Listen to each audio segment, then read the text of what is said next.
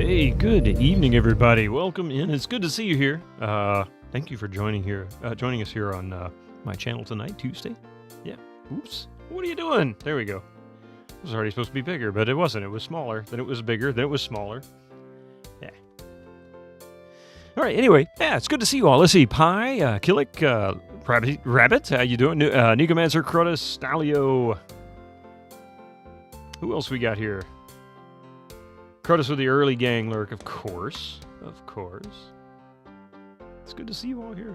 Was kind of bigger, kind of small. Kind of smaller, bigger. Hey, Yuli, how you doing? So get this, you guys might laugh a little bit. All right, so when I set up this Windows XP machine, the challenge with Windows XP is that the auto-update servers don't function normally anymore. And as a result, you can't just connect a Windows XP machine to the internet, which is always a bad idea at this point, and try to download the updates. So you have to bring updates over. And that means that you're not going to get all of the updates. You can do service packs. You might find a handful of the smaller updates everywhere. Hey, Echo, how you doing? On a 10 stream streak of that. Anyway, yeah, so... fire on our hands. I was only able to update it to Service Pack 2, and I wasn't able to really find very many updates, because most of these we're talking hundreds, if not thousands of these updates that they did over a course of like 14 years, you know, for Windows XP. And I was digging around, and I came across this. An Inlight WinXP Service Pack 3 with hotfixes, blah, blah, blah, blah, blah, that I created in 2008.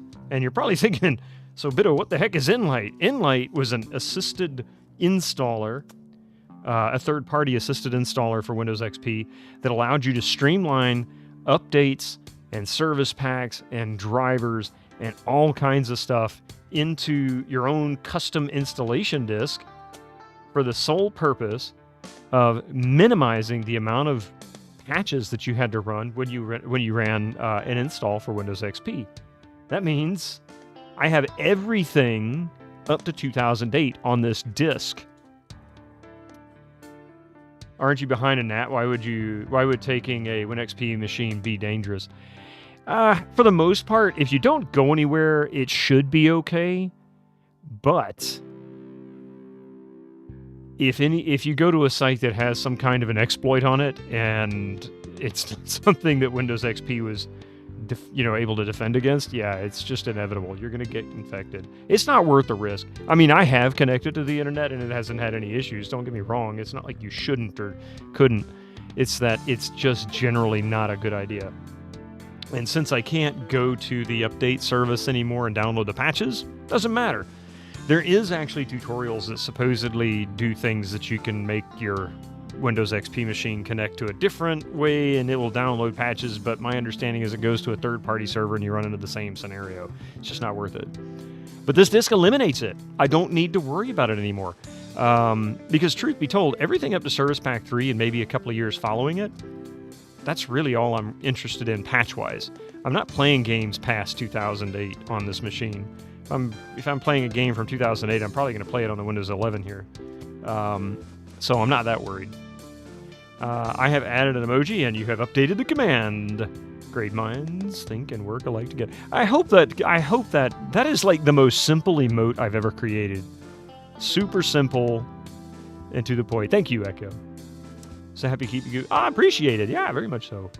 Suddenly, the centrifuge that Bittomann has in the backyard also runs off. His PC blows up. But yeah, so I installed Windows XP on this machine, and you're going to laugh because I'd forgotten that it actually automatically sets it up where you have to click login. You have to go in and disable that. I just didn't do it. But I installed some of the patches. I did have Service Pack 3 in a separate folder on this disk, along with the AMD dual-core optimizer, which was something that I think got introduced much later in patches. So there's lots of little things that this thing will boost. And I tried Pandora tomorrow, and it almost finished the opening cutscene. Almost. Hey, Tonda, how you doing? Welcome in, guys. Good to see you all here. Tonda, how are you doing, huh? Hope you're having a good day. Here just in time to see me stumble around in Monkey Island. So yeah, kind of excited. I may reinstall Windows XP and then see it with this disk and see how things work. See if I get some better stability over what I'm currently playing. Maybe Pandora tomorrow will work after that. Hey, little gremlin. Monkey Island, or Monkey is land? What a hairy land. What a hairy land. I hope bananas grow there. There are some. Seventh Seeker, good to see you. Oh no, we haven't escaped. No, Rev Brown, we haven't escaped. In fact, I doubt we're going to escape anytime soon. What else was there I was going to tell you, too? Something else.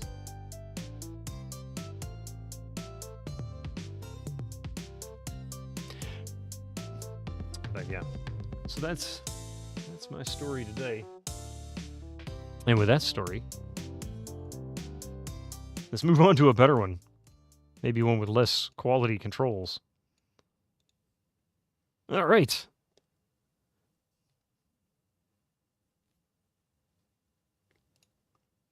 There we go. I went ahead and booted it up. I made sure that the audio was working, all that good stuff.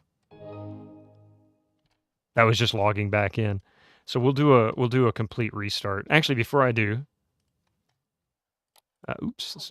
Hello. Yay! Service Pack 3 finally. Woohoo! Okay.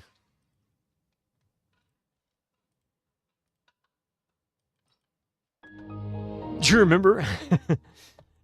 Sadly, it hasn't been that long. I mean, 2014's been 10 years. 12 for consumers, I think. 10 years for businesses. I think.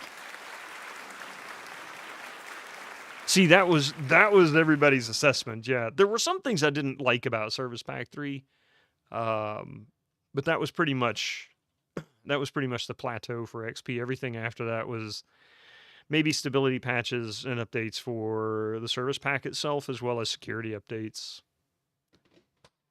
Wasn't aware that XP system update server was down. Yeah, then there's no benefit to going online with it anyway. Exactly.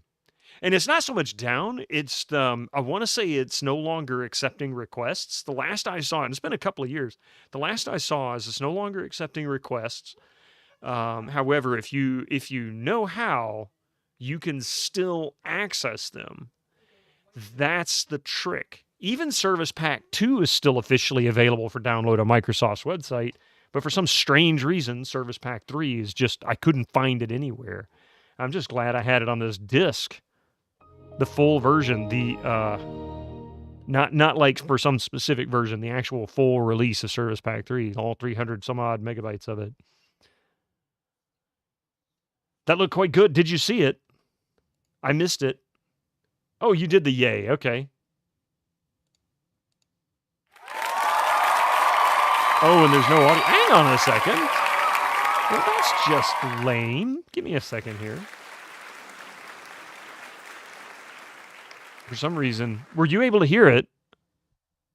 You heard the audio. All right, well, I won't hear the audio. It's because of the way that... Hang on a second. I can fix that. I can fix it. I mean, you hear that. That's different. Echo, that's different. That's not the same. It's not quite the same. Hang on a second. Oh, you heard both? Yeah, I see it there. All right.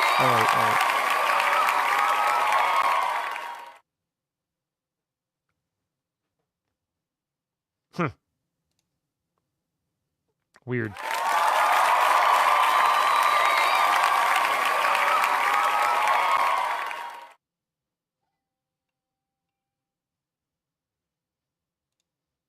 Good hands. Hey, sir, spam some. How you doing? Welcome in. And it's only women clapping too. Wait, what? I'm quite the Picard to the ladies. I have no idea what you're talking about. Oh, I know what I was going to show you. Before we get started, hang on a second. Hold on. Dave. All right. So I tinkered a little with this because I just wasn't happy with, before we move on, I'm not going to stay in this for long. So I tinkered a good bit here with my Quake 2 map. And I see this didn't line up the way I wanted it to. Hang on a minute. Now I'm very unhappy about that. There we go.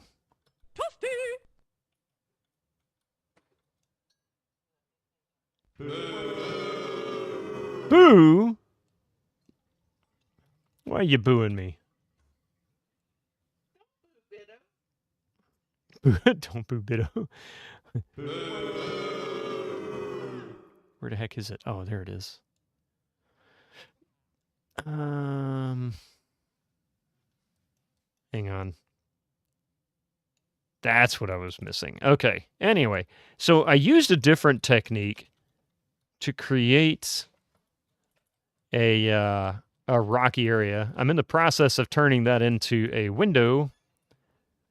Thinking it's going to be something I can add an item to, but can only be accessible from out here.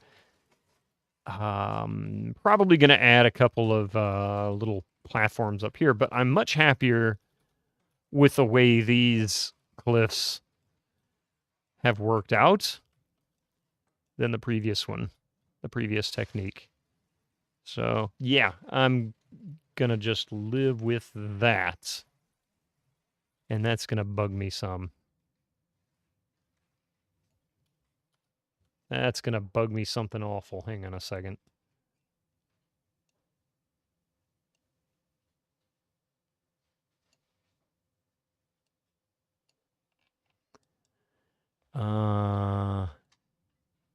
Sorry, see, this is what happens. I should never do this.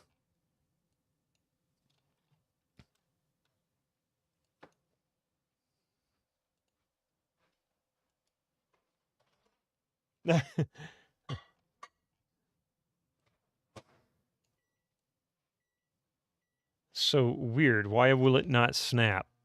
It should. Oh, it's on a one grid. Okay.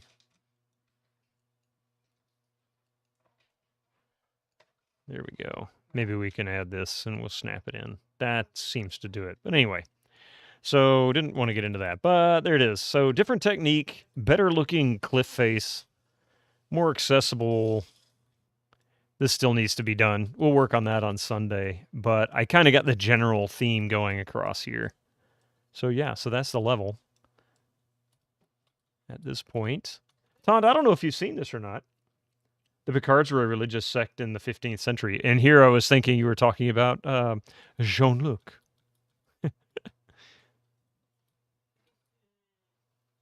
So, anyway, so that's that. So we'll get back to Monkey Island. Monkey Island. Thank you, Tonda. Thank you very much. Yeah, so this was something we're working on Fridays and Sunday mornings. It was originally part of the Quake 2 streams. When I finally get around to Doom 3, we're going to do a little bit more of that, too. We're going to do it in the Doom 3 editor, which is built into Doom 3. So, anyway, let's get started with some Monkey Island, because, you know me, it'll be 10 minutes of actual gameplay.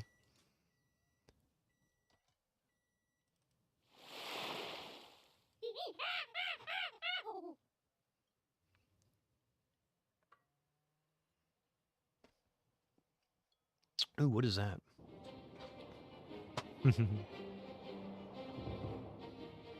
The 3D engine bug with streaks in the image at higher resolutions was never fixed, was it?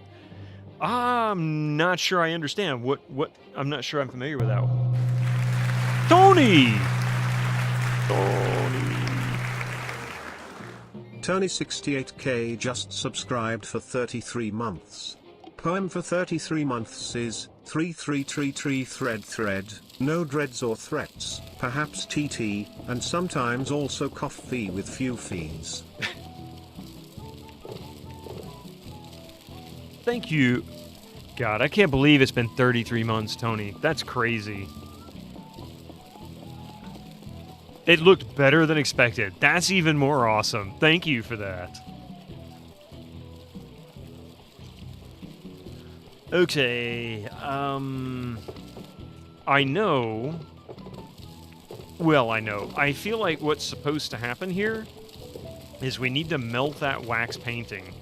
Because I bet you that's the one that has... I can't remember if it was an heirloom, a Marley heirloom, or if it was Oh, what it was.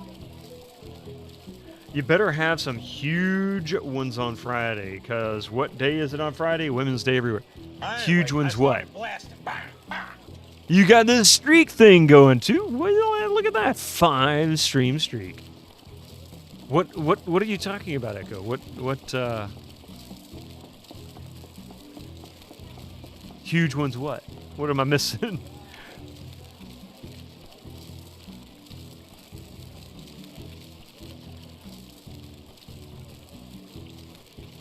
You can't say without getting bonked? What is it, offensive? I don't understand. What am I missing? You want to whisper it to me, perhaps? Maybe. Strider, how you doing, by the way? Red Brown, Tony. Oh, man, Tony. How you doing? It's International Women's Day on Friday, yeah.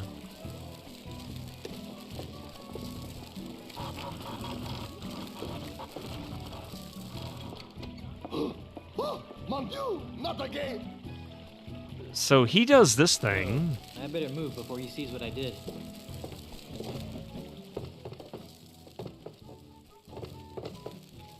Sacre bleu! I do not understand.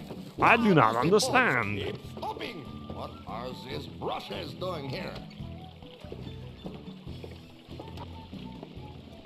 Okay. Oh, wait a minute. Wait a minute.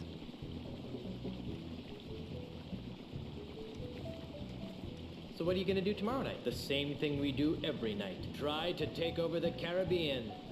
Look, no way. Who knows what kind of crevices it's been in. Okay. Mon vichyssoir! Why do you still molest my kitchen?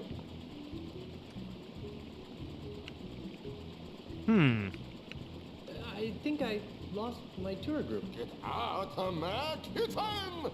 Get out of my kitchen. Oops. Let's see. Pick up.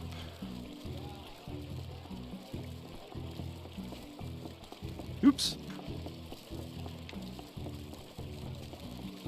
Okay, so what if we're not supposed to have the thing show up or stop in front of the painting yet? Maybe we're supposed to get it to stop in the kitchen.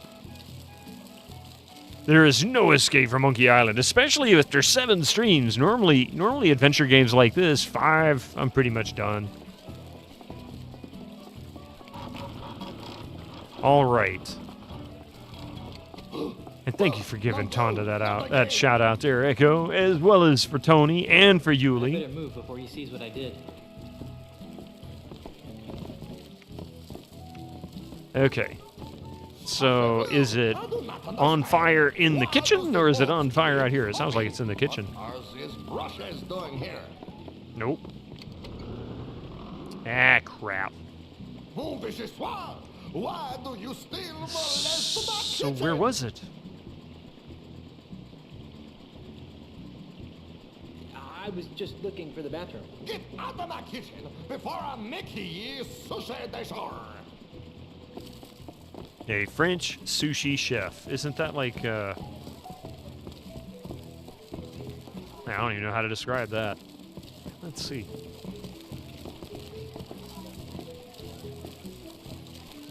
I'm surprised the brushes aren't gone by now. Where the heck is it? Tonda, if you haven't played, I know you probably played this one. This paintbrush seems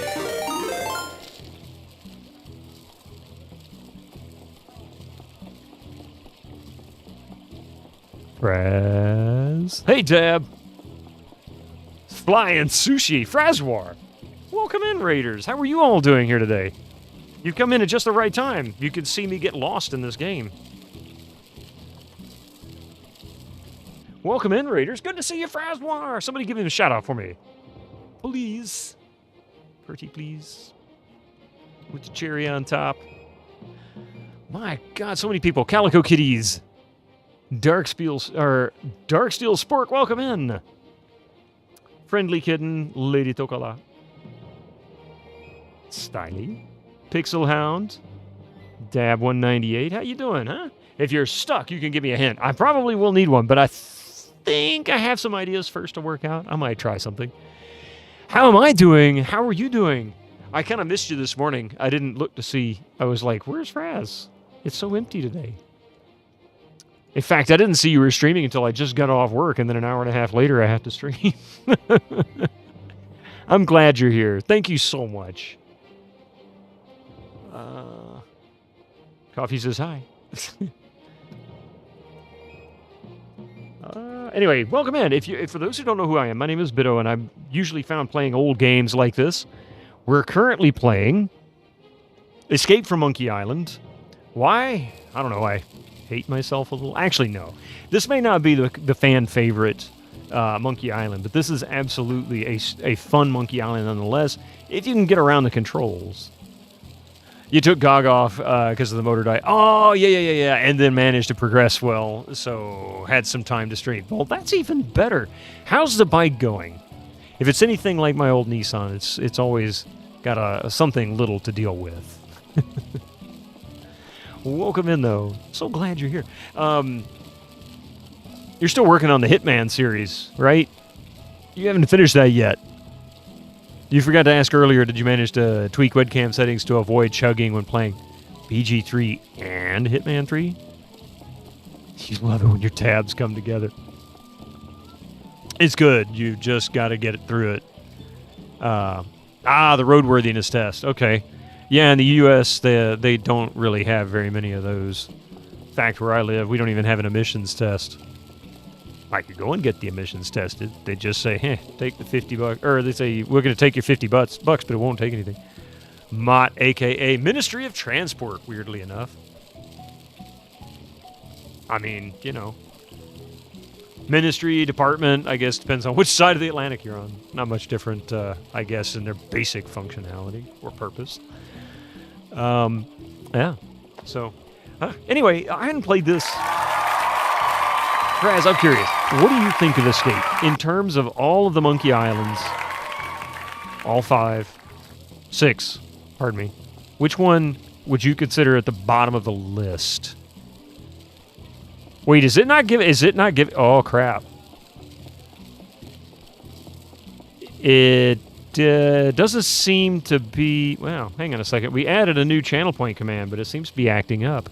You waited a long time for this one to come out. When you were OE1, yeah. We've broken it already. Doggone it.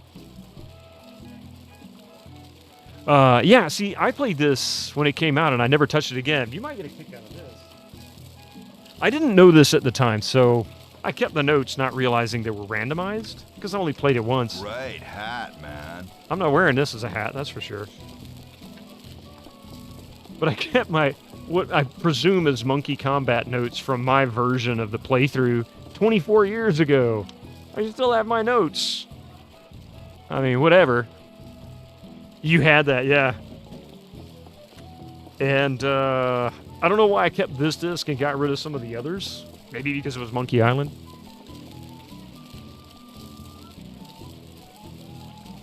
But right now we're stuck on this scene, and I really don't remember what it was to get past it. Hang on a second.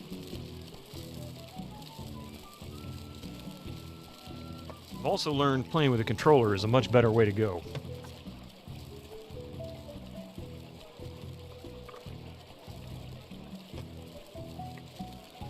It was blue tack to the inside of the cover near the computer for years. Yeah, so when I started playing it, I'm like, hey, this might help me. And they're like, no, it's random. It won't make any sense because it won't matter in your playthrough. Of course, I guess there's at least some odds that I couldn't get the exact same combination. But if I did, I'd probably go out and buy a lottery ticket because I should win the billions of dollars after that. An 8 times SGSSA, aka or via NVIDIA tool, would be useful for this low resolution. It wouldn't hurt if this was a little bit sharper in general. For one thing, I think this is coming in at 640 by 480. Let's see. So, tell me about Yeah. Loon. 620 mean by the 40. latest masterpiece of fantasy storytelling from Actually- Lucasfilm's Brian Moriarty? Why, it's an extraordinary Telltale is at the bottom for adventure you? Really? with Their an style just interface doesn't of match MI for you. magic. Yeah, okay. Stunning, Then probably high-resolution Escape. You used to think this 3D game was worse. landscapes, Then you played Simon the sophisticated Sorcerer score 3D. and musical effects. Not to mention the detailed animation and special effects, elegant point-and-click I'm on the right control track, of okay. characters, objects, and magic spells. Beat the rush. Go out and buy Loon today. So, yeah, the only issue I have with it, this is actually not a bad game. I love the story. I love the dialogue. The voiceovers are great. The story is funny. The jokes, all of it. It's very Monkey Island to me. The only issue I really have is just the fact that the puzzles, they are not. There's not enough there. There's not enough feedback in the puzzles sometimes to really kind of help you through stuff. Like, for example, this ridiculous thing. Oh, wait. This ridiculous thing right here, getting all of these parts. Just, it was some kind of, like, madness. And, yeah, in fact, I didn't even know. Oh, wait. Prosthetic liver. I didn't even know how many there were to get, and then come to find out they were useless.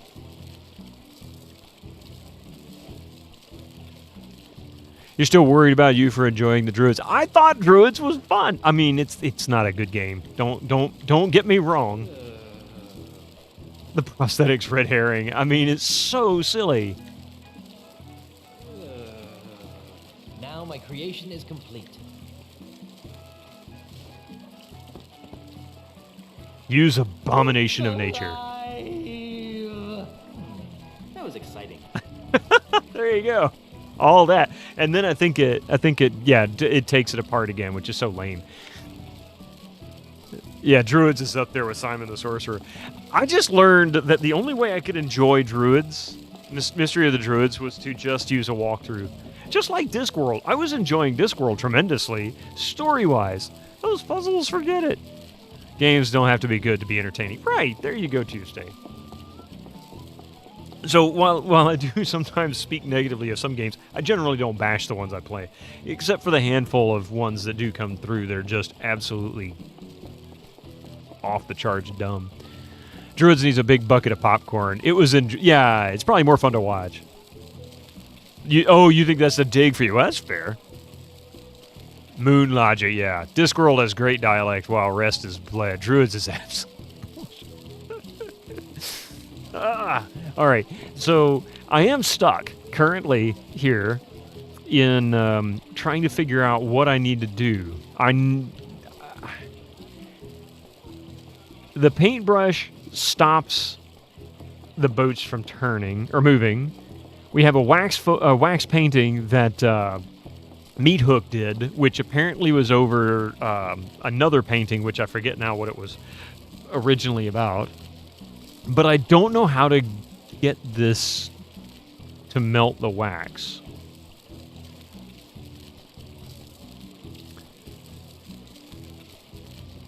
This game was fine and nice. They tried it. Then Telltale came along and figured we can make a puzzle game episodic. Well, while it was nice and the humor was there, the idea was kind of... It was better to play from the start to finish, not stop. Let me see if I can do something with it. Don't do that to yourself, Rev. Some of those puzzles make no sense. It was made to sell, the hint line. I swear it probably was. I mean, seriously.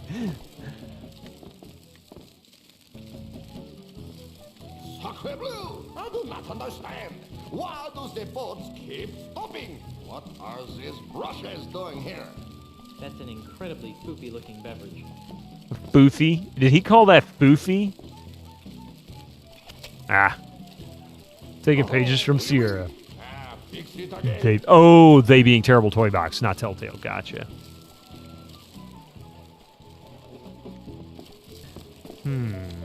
Look at Barstool. What if I don't want to look at the Barstool? This paintbrush seems pretty solid. Well, why don't you pick it up? I've got nothing to paint on. Let's see. Oops. Would you stop that? Ah.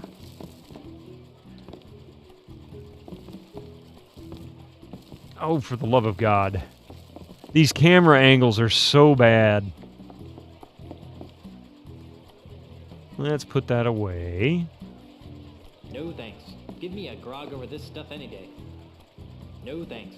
Give me a grog over this stuff any day. Pardon me. Yes? Thanks for Yes. Sure. Well, that was short. Is there something else I'm missing I could do? Pick up or whatever.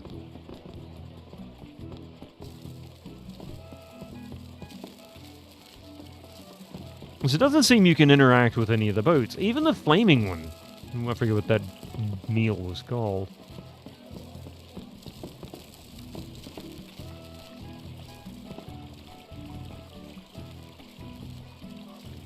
Doesn't work there.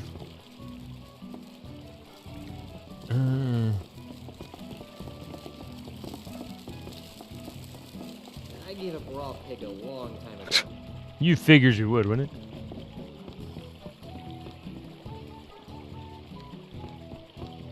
Okay. And I don't suppose I have anything that would cause that, well, I can't interact with a boat. Let's see.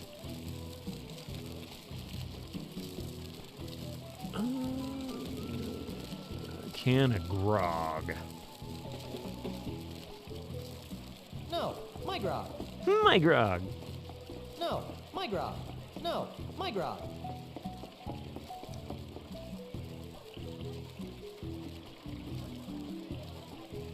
Wait a minute.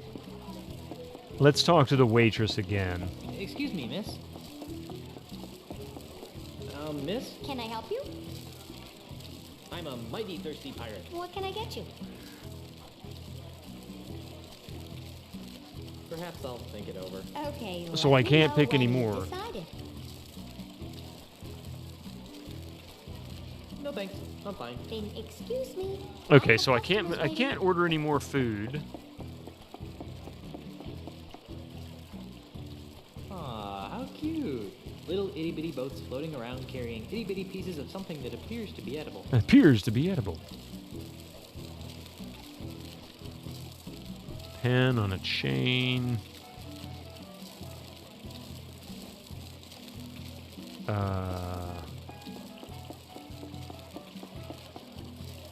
That doesn't need painting. That doesn't need painting. Can I use it with anything else in this? That doesn't need painting. I don't think she'd like that. I've got nothing to paint on.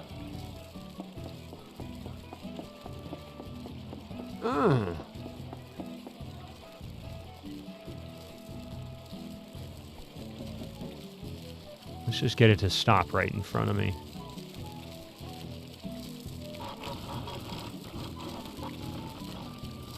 Oh, mon Dieu, not again.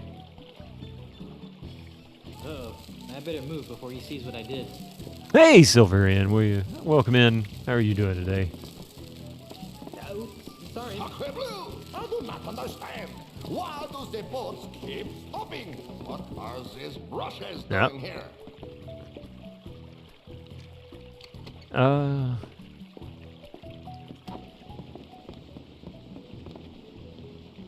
My favorite part. Brass monkey. That's funky monkey. Brass monkey. That's funky monkey.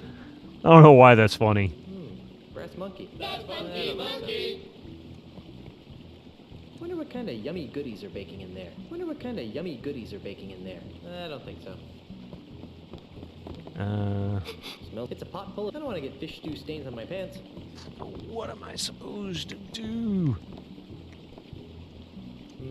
I don't think I'll be baking any pastries anytime soon.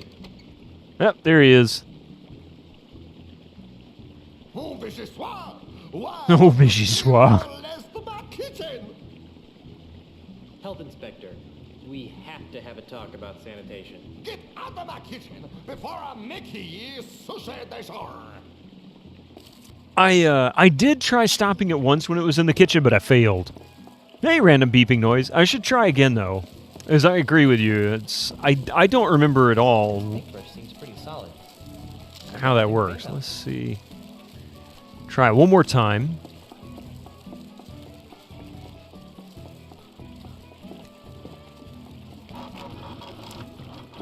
Let's see if that actually gets it out of the way. Oh, mon Dieu, not again. Uh-oh. I better move before he sees what I did. Let's see if it's out here. If it's not out here, then it's got to be in the kitchen. Oh, damn it. Sacre bleu, I do not understand. I don't see it there. Appropriate. What are these brushes doing here? But it's not in here. Oh, crap. I didn't mean to do that. Oh, vichyssoise! But it's not the Why kitchen do that's the you answer. still molest my kitchen? Okay, I'm leaving. Yes, I feel like you're supposed to stop it in the kitchen also. Or not in the kitchen, but in front of the painting also. I've tried several times. Sushi des jour. Maybe I'm just not getting the right angle. Maybe it's a very narrow window. I don't know. But I haven't been successful. Would you stop doing that game? Thank you very much. I've got nothing to paint on. So we go... And I'm hoping that would melt the wax on the painting, but it doesn't seem Mon to. Dieu, not again. Uh-oh. I better move before he sees what I did. See? Now, is that not in the right place? It might be a little bit before it. Keep stopping. What are these brushes doing here? And that's why I'm thinking the flames need to be higher or something. I don't know what needs to change. Oh, oui, oui. Fix it again. I tried pouring grog on it. I figure if anything, that might make the flames higher. Painting and fire is the right answer. It is. It is tricky position. So Kirby Pink. I don't want to ask her a hint here, but I do want to say, if I am literally doing the right thing and it is simply a matter of I'm not getting it in the right spot, say yes. Otherwise, say no. It's hard to tell with this game if I just remember trying things or actually. Yeah, see, same here. Mon Dieu, not again. It needs to be in the right spot. I Okay. better move before he sees what I did. So that almost looks directly in front of it. Sacre bleu. I do not Sacre bleu. understand. Why do the boats keep stopping? What are these So maybe it brushes needs to doing go here? just a little further down.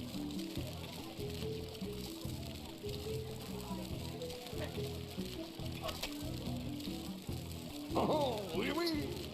Fix it again. Yeah, there was another puzzle that had to be something like this. It doesn't get, this needs to give you some feedback like hey, you're doing the right thing. You're just not quite getting the right spot yet. I've got nothing to paint on. You gotta pop off and get your dinner. Hey, no problem. Fraz, thank you so much for that huge raid. And again, if you're not following well, not again, I didn't say it the first time. If you're not following Frazwar, remember, he's one of the primary reasons I started streaming in the first place. You're missing a great streamer otherwise. Do it now. Good night, man. Oh, mon Dieu, Bon not appetit. again. Bone apple I better move tea. before he sees what I did. So that didn't do it. Can we just push the chef into this? Understand. Why do the boats keep stopping? What are these brushes doing here? He keeps saying the exact reason why the boat keeps stopping.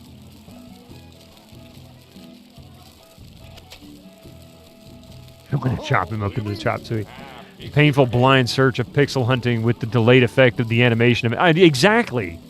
See? That's precisely the point. Is it's impossible to really know because I don't know. Paint on. It's not giving me any reason to think I'm doing the right thing.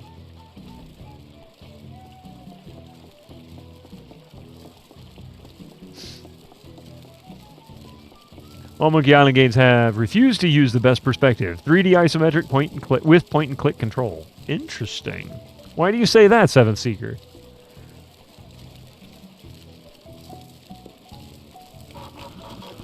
Now, is that directly in front of the painting? I can't tell. This perspective makes it difficult to know. Uh-oh. I better move before he sees what I did.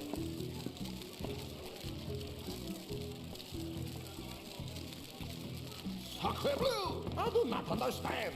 Why does the boat keep stopping? What are these brushes Style doing of here? painting. It seems very meat hooky. A rare isometric rendering is exact to the degree. Interesting. A true, excuse me, not rare. A painful blind. Stand where Guybrush jams it down, and then just as it hits the flames before the painting, jam it in. Okay. And Guybrush seems to be stuck. He won't stop running.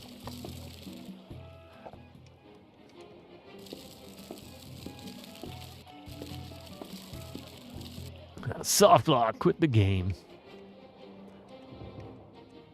I mean, fortunately,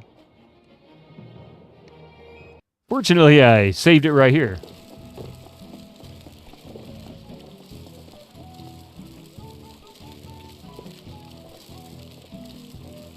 Of course, I had to miss this because I couldn't get him lined up properly.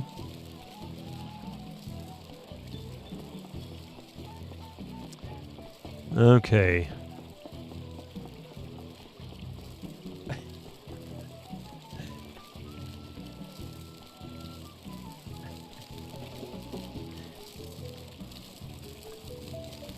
Guybrush is learning to moonwalk, something like that. All right, let's see here.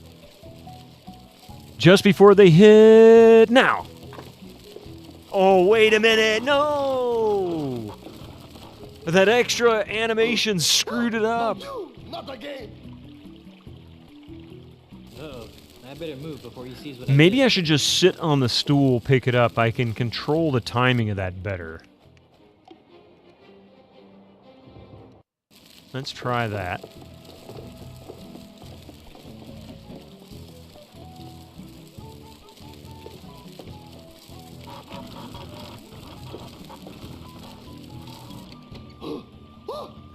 Manual walk, Guybrush, so he stands in front of the stool. Yes, okay.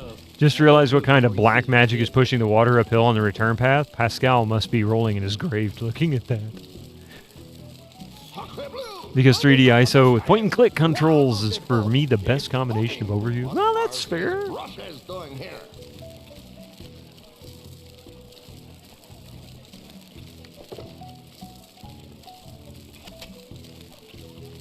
Oh, oui, oui. Wee wee.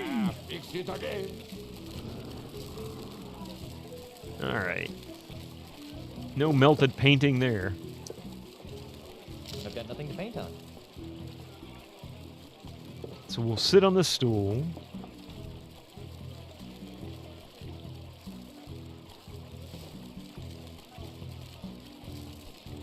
All right, here we go. Yeah, the water actually visibly going up like it's flowing uphill.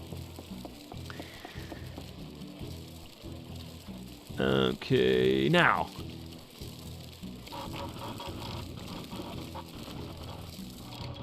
Now. Mon Dieu, Maybe not too again. late. Uh-oh. I better move before he sees what I did.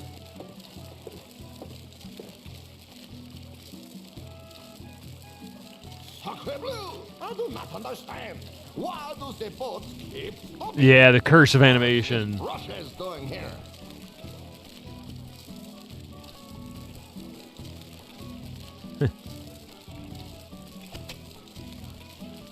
Oh, oui, oui. Fix it again. Yeah, you fix it again. Guy's starting to get annoying.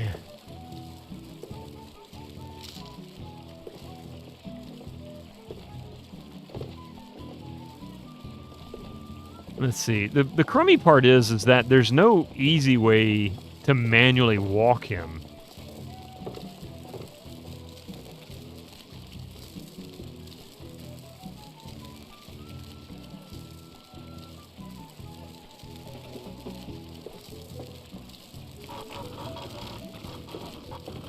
Is that at the right spot? God, this is obnoxious. Uh-oh.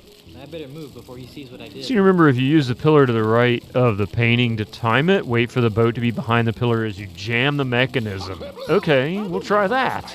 Why do the boats keep stopping? What are these brushes doing here? Well, why not? You know what? You're going to take forever. I can just load this quicker.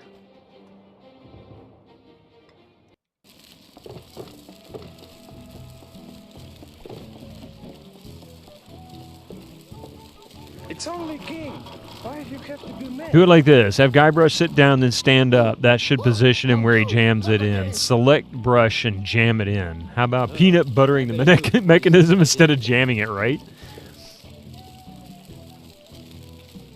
Collect all the sushi bits and just throw them in the mechanism. Why do the boats keep stopping? What are these brushes doing here?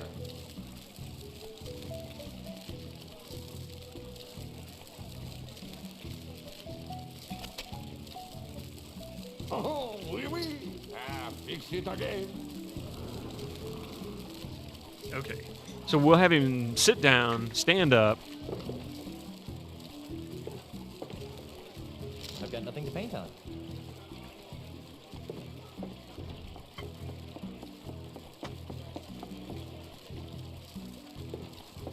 No, what? What? I sat down, had him stand up when I went to go look at the inventory. He said, nope.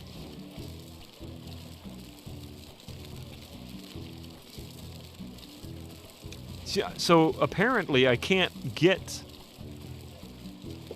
I hit the inventory button and he immediately stands up and turns around. So it looks like I'm stuck with this particular spot. All right.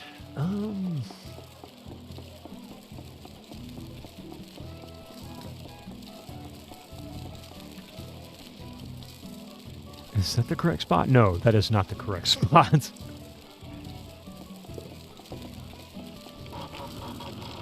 Ooh, that might have... Is that it?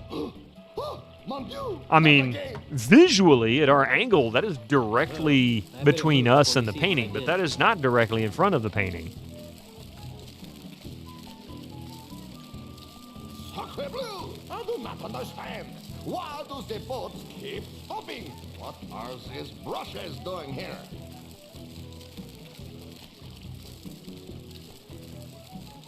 This is just bizarre. Perspective is overrated. Yeah. Oh, oui, oui. Fix it again. If that position didn't work, then there's something missing. That's my thought. But what? That's my other thought. But what?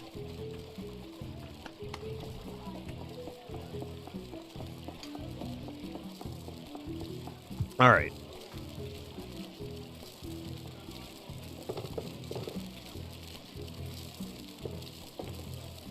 I've got nothing to paint on. So we're going to go... boop. Can't use something in the kitchen? I can go back in the kitchen again, check it out. But so far, I haven't found anything I can manipulate there. I better move before he sees what I Hey, did. Rankle, how you doing? Can I put something on the painting to catch it on fire once the fire stops next to it? I could try that. I don't know what. I have tried finding something flammable. The only thing I have that could be remotely flammable would be grog. He won't give up the grog. Yes, sane puzzles. That's missing. If this was bigger, it would make a really boring water slide. No, my grog. My grog.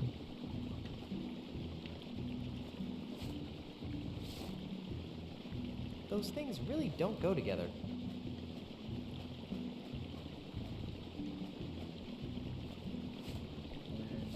If he removes it too fast out there, then jamming the kitchen would keep it stuck. Yeah, see, that's kind of what I'm thinking. This is the solution. He's doing it right. It's just a very tricky spot. Okay. Oh.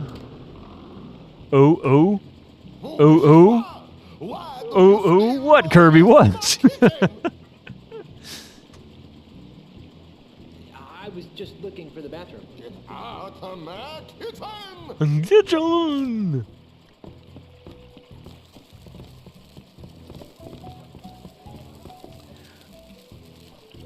It's very unintuitive, though. The style of this painting, it seems very... I told you to leave that alone. Boy, she's nasty. This is the solution. You keep the boat under the painting, run into the kitchen, use grog on the steam generator.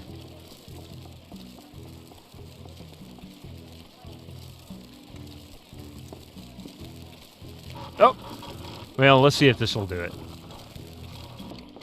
So I was missing something. I just wasn't doing the steam generator thing. I better move He's so before he sees what I picky did. about the grog, though. The gog. I'm picky about gog. I like gog. Sacre bleu! I do not understand. Why does the boats keep stopping? Speaking of which, I need to What figure out what I'm are playing these Thursday. doing here? Perhaps it'll be Murder on the Orient Express. Oh.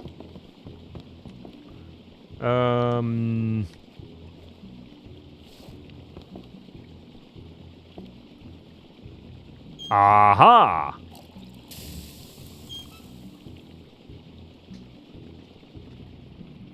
It's the bit that's unintuitive. Gotcha. Sacre bleu! Ah.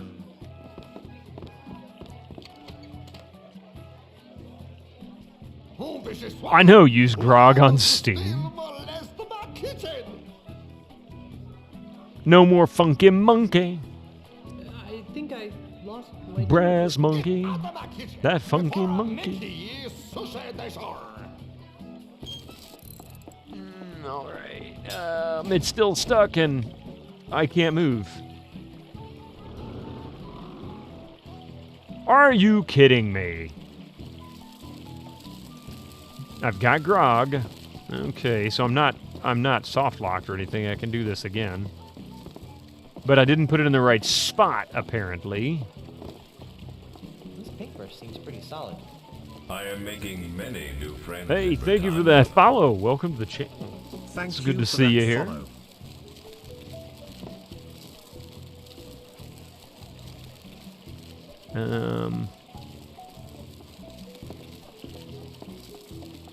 There we go.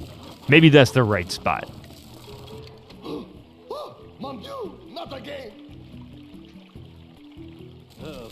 I better move before he sees what I did. I'm just standing over here and pretend I didn't do anything. Sacre bleu! I do not understand. Why does the boats keep stopping? Keep What stopping. are these brushes doing here?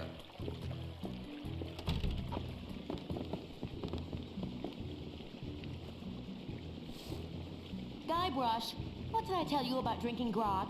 Uh, Guybrush, Ulysses, Threepwood. no grog until my errands are finished. Guybrush, Ulysses, Threepwood. Gut. His initials are Gut. Technically, it kind of makes sense if you think about it. See, the monkeys are making the water move, and since you stop the monkey, there is no more time for the fire to spread heat. Yeah, there we go. That was it. That was the timing.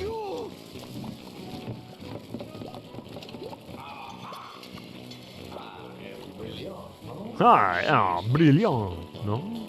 Yeah, it's the map. That's what it was. Oh no! My beautiful painting! She is ruined! No, I mean, it does make You sense. might as well take it. It is of no use to me now. Well, hello, Mr. Fancy Pants. Rev Brown just cheered 100 bits.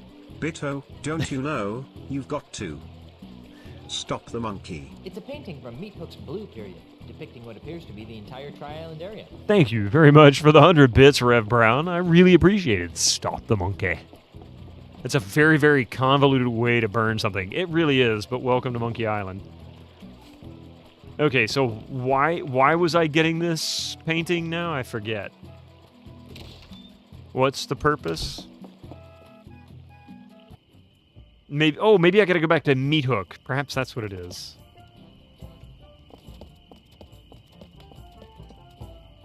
That's the map. Yeah, it's the map, but the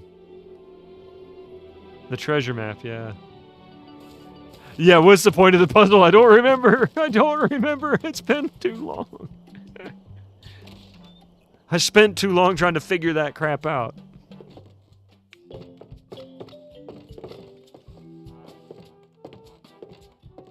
The painting, no. Hi there, Meat Hook, old pal. What is it, Guybrush? And I could still use your help looking for this ultimate insult dingus. What can Dingus. I found the map. On the map you painted for Grandpa Marley. I do? That's great. But, what happened to me waxy masterpiece? Trust me, you don't want to know. All right, give me just a few minutes here. Let's let these ads roll through here. Should be coming up in just a moment. And once we return, I'll get stuck on some other puzzle that I have no idea how to get through. So yeah, see you in just a few. Don't go nowhere.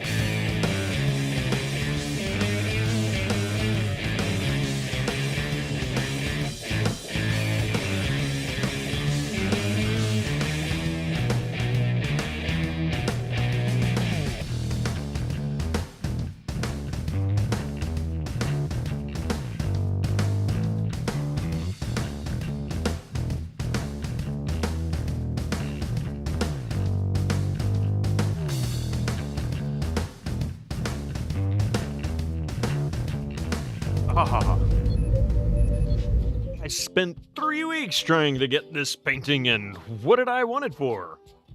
I have no idea. It has been at least 2 weeks. I got stuck on this puzzle last week. Actually, I think I saw it before, but I didn't have the paintbrushes. Thank you. I appreciate that, Silveria. Welcome back. To be fair, we derailed almost every Monkey 4 stream, but you know what? That's made it fun. Do you have any idea what I'm supposed to do with this map? Not a clue. Grandpa Marley did tell me that the canvas he gave me to work with was a special voodoo canvas. If that's any help. Okay. I think I'll plumb this ultimate insult mystery on my own. Okay. Anything else? Let's see. I guess we pretty much covered all the other stuff. I went over the other stuff Go back to last what you were week. doing. Thanks.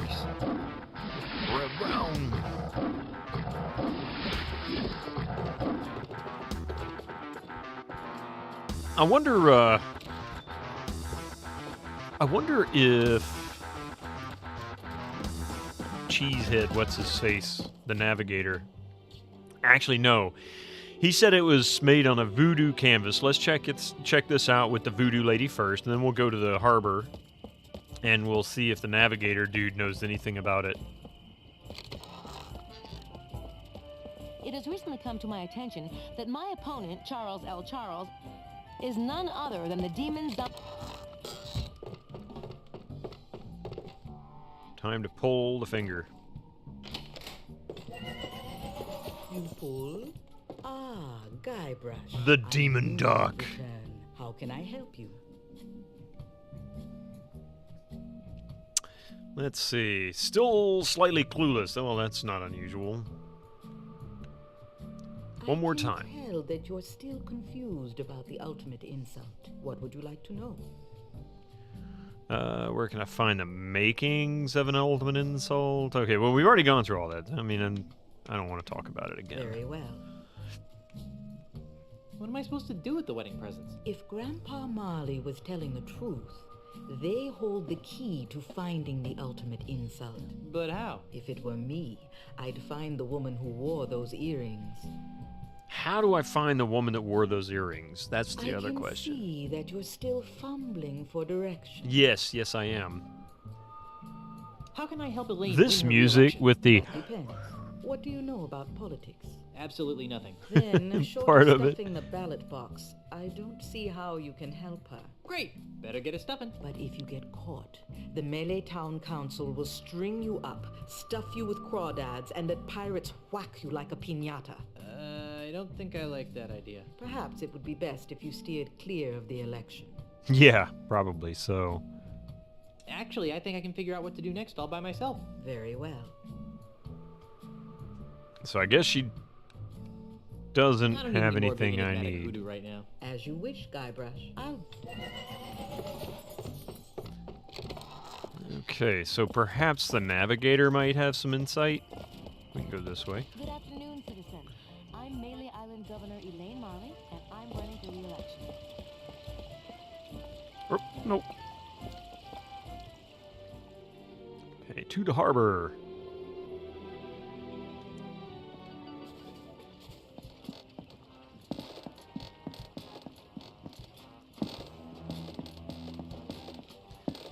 Was it I Cheese? Yeah, talk to I Cheese. Hey there, Mr. Cheese. Oi. Oi. Let's see. How are things down here? There's something I need to tell you about There's the something scum else I need to bar. tell you about the scum bar. Now what? Actually, never mind. What? That Australian land developer finally got his hooks on it? I knew that would happen if I left town. It's worse. How so? It's been turned into a foofy French-Hawaiian-Japanese fusion restaurant. Foofy French Hawaiian fusion restaurant. You'll never guess what I found out about that Charles L. Charles character. What? He's actually LeChuck in disguise. LeChuck in disguise. How about that? Aren't you surprised that Charles L. Charles is really LeChuck? Are you kidding? That was foreshadowed from the start. It was. Boy, I missed a lot. Have you ever heard of something called the ultimate insult? It wouldn't have anything to do with being beaten in insult arm wrestling by a spaghetti-armed pirate wannabe, would it? No. And I don't know nothing about it. You shouldn't worry about losing the scum bar. Why not? You still got this navigating job to fall back on. Yeah, for another 2 whole acts. Oh, wow. So there's 2 more acts of the game left. Thank you for the breaking the fourth wall. How are things down here? Quiet. Too quiet. I should get back to work now. Work? Is that what you call it? Alright, so that was pointless.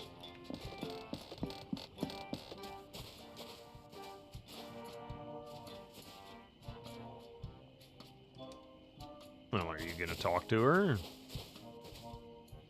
Oh, that's right. You see lots of progress have been made? Is that what you call it, Winter Slice? You don't know if this kind of spoilers are a threat, yeah.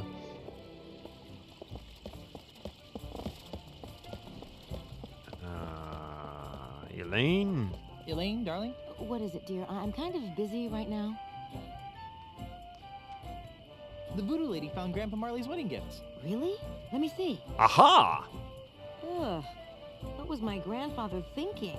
These earrings, they're way too big, and they're made of wood. The necklace is okay, I guess, but this pen looks like it was stolen from a bank.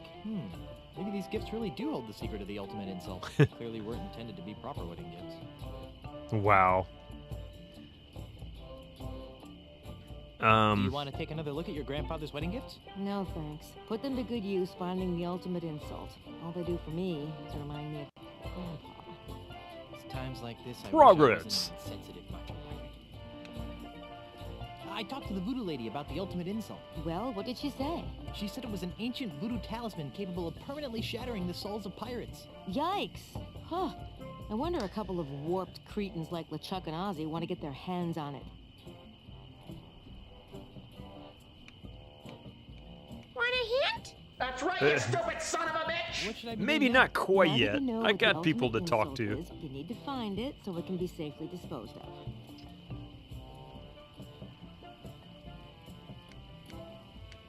Well, I'm off to find the ultimate insult. Try not to get killed and or cursed, dear. I can't tell, but I think... Sold. I can't tell what that sign says. Buck stops, maybe? Let's run around the island for 2 more weeks and no, I don't want to do that. So, the voodoo lady. Let's see, hang on a second. What do we got here? Maybe... I don't think that would help anything. I don't think that would help anything. I'm not very talented when it comes to drawing. I don't think that would help anything. I don't think that would help anything. I don't think that would help anything. I don't think that would help anything. I don't think that would help anything. Nah, I don't think they'd go with my outfit. I don't think that would help anything. That my opponent, Charles L. Charles, is none other than the demon zombie ghost pirate LeChuck. Does Melee really want an agent of the undead legend of What came first? Kirby Vacuums or Kirby the character? Probably the Vacuums. Not sure. It's a good question.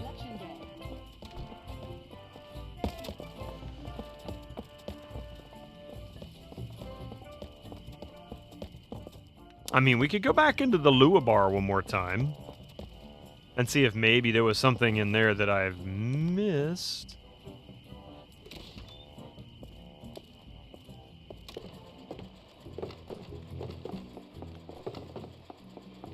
The wall's scorched. I love it.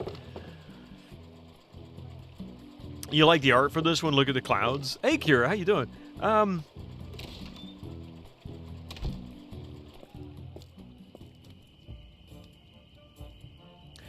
I like what they tried to do with some of the art, and I thought they did a good job with parts of it, but for the most part,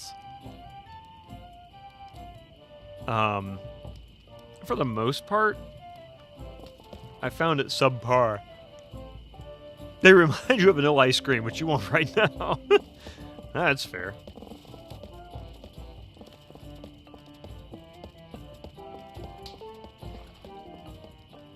Okay, so let's go to the mansion.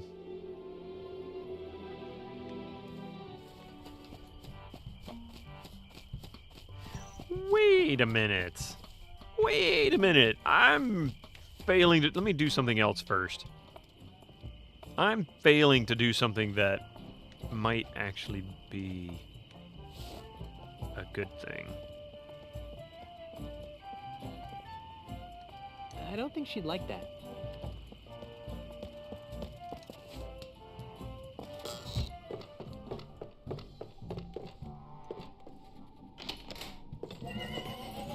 You fool. Ah, Guybrush. I knew you'd return. How can I help you? So I can't I need more get her enigmatic to voodoo look right at now. the As you painting, wish, so Guybrush. because I can't I'll be access here my later inventory if when you she's visible. So with that being the case, wait a minute. That doesn't mean I can't try and use it on crap in here, right? It's a painting from Meat Hook's Blue period, depicting what appears to be the entire Tri-Island area. That won't appreciate the painting like I do. That won't appreciate the painting like I do. That won't appreciate the painting like I do. It's a painting from Meat Hook's Blue period, depicting what appears to be the entire Tri-Island area. That won't appreciate the painting like I do. Cream of frog. Cream of frog.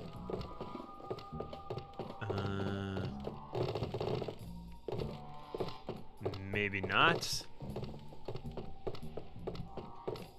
Wait, strange mirror. What a strange mirror. What a strange mirror.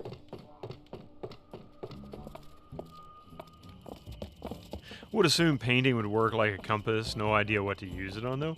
Yeah, possibly. Maybe... maybe if I give it to iCheese. I'm not sure if that's how it works or not. Sorry for the yawning. I'm a lot more tired than I thought I was.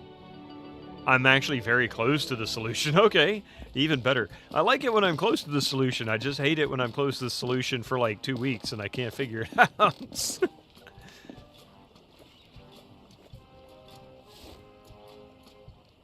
She won't take it. That won't appreciate the painting like I do. That's the second most beautiful figurehead I've ever seen. Hey, she's got pierced ears. Why would anyone put earrings on a ship's figurehead? Oh, hint, hint, nudge, nudge. Wooden earrings. Find the lady they belong to. Yep. There we go. Who? What? Where?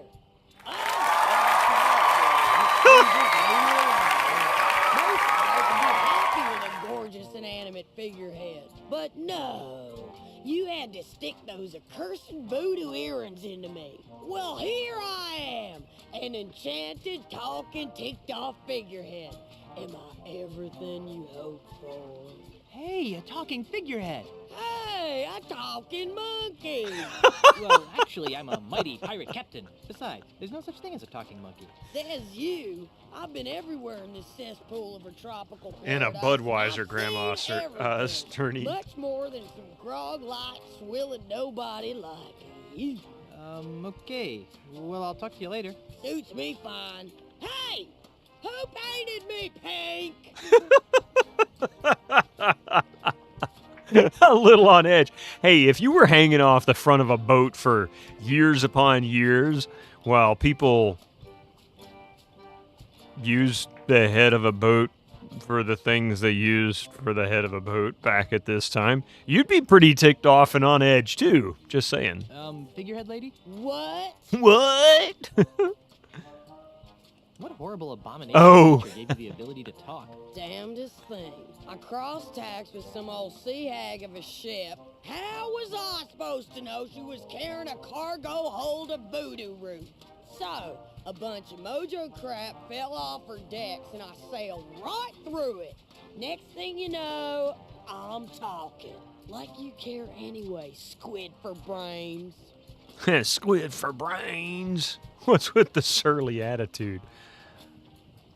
You look kind of familiar. Perhaps you've seen me in your nightmares. This is, yeah. No, I don't think The so. the Yes, original you have. original Watch this. from the discs. I'm the king of the Oh God, this was right after Titanic, wasn't it? A couple years. That's the scariest thing I've ever seen. That's the scariest thing I've ever seen. What's with the surly attitude? You'd be surly too if you were screwed to the stem of a ship. Good point. Want to be my official ship? Want to be my anchor? Whoa. No, I guess I don't want to be an anchor. Well then buzz off, son. You're blocking my view.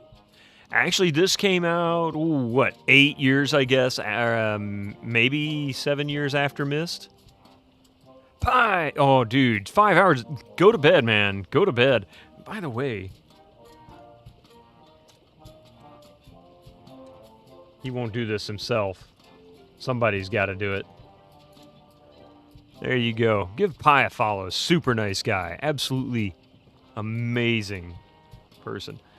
So Voodoo does whatever the heck the right says it does, like how Nuclear Waste does whatever the writer says it does in the comics. Voodoo makes a wooden figure talk? Check. Nuclear Waste gives you superpower? Yup. And mutates you. Have fun. Thank you, Pie. I guess you need to remember to double shout-outs. Yeah. Did you mean that in the literal sense or the figurative? How's this for clarity? Make like a jellyfish and dry up on the beach. Wow. Sounds like some of the people around here.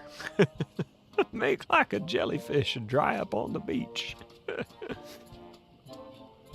I'd make a better captain. How long were you a bellhop before you got promoted? How about dropping this subject, toilet brush 3 bowl? Toilet brush 3 bowl. He's got more nicknames than anybody I've ever heard. Also, Nuclear Waste is a nice glowing shade of green. It's always green.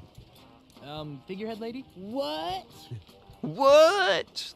Ever heard of a voodoo talisman called the Ultimate Insult? Sure. What of it?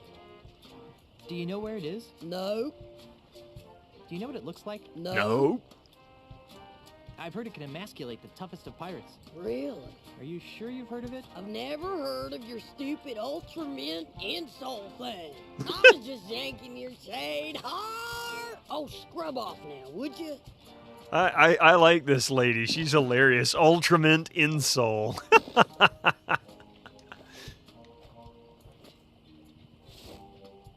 I don't think he'd like that. Well, at least, hey there, Mr. Cheese. At least I Cheese will have somebody to talk to. How are things down here? Quiet. Too quiet. Not anymore. Okay. I should get back to work now. Work?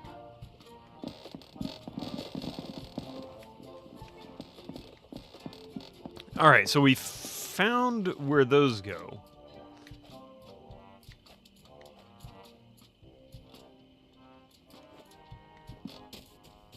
Now, the voodoo lady was the one who told me to go find who it was that wore the earrings, right? Or where the earrings came from. So let's go see if she has new dialogue now that I found her. It has recently come to my attention that my...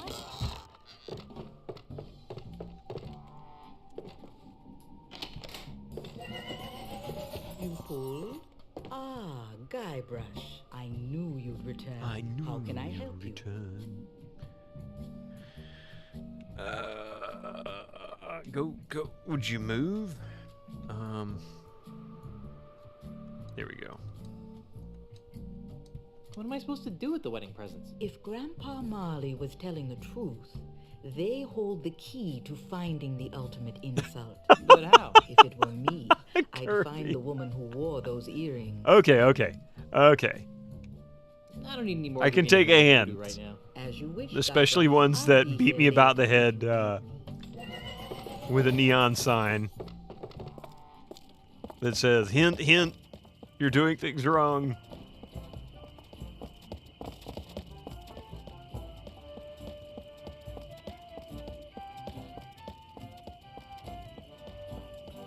All right, you know what? I have a suspicion. I can try using all these other heirlooms with her anyway, right? I mean, that's worth it. was about to say, we used the earrings, but got no actual progress out of that encounter. Feels like maybe we might have missed something. I was kind of thinking the same thing, but I was also wondering if maybe I'm missing something. Guess not.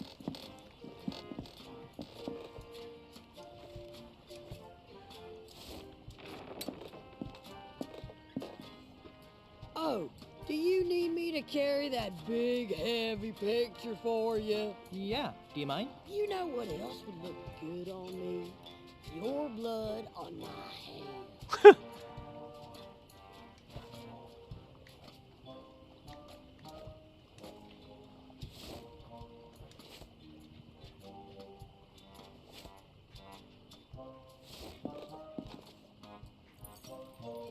A statuesque lady of your beauty should have a necklace. Oh, how sweet. All right. You remind me of the daughter your parents never had.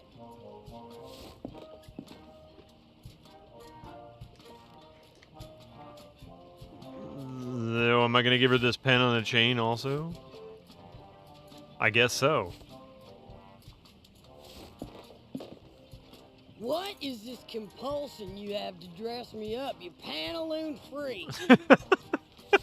You pantaloon freak. Say, you don't happen to know anything about the ultimate insult, do you? I got your ultimate insult right here. Sounds like a big yes to me. Do you know where it is? How the poop deck should I know? Get a load of this guy.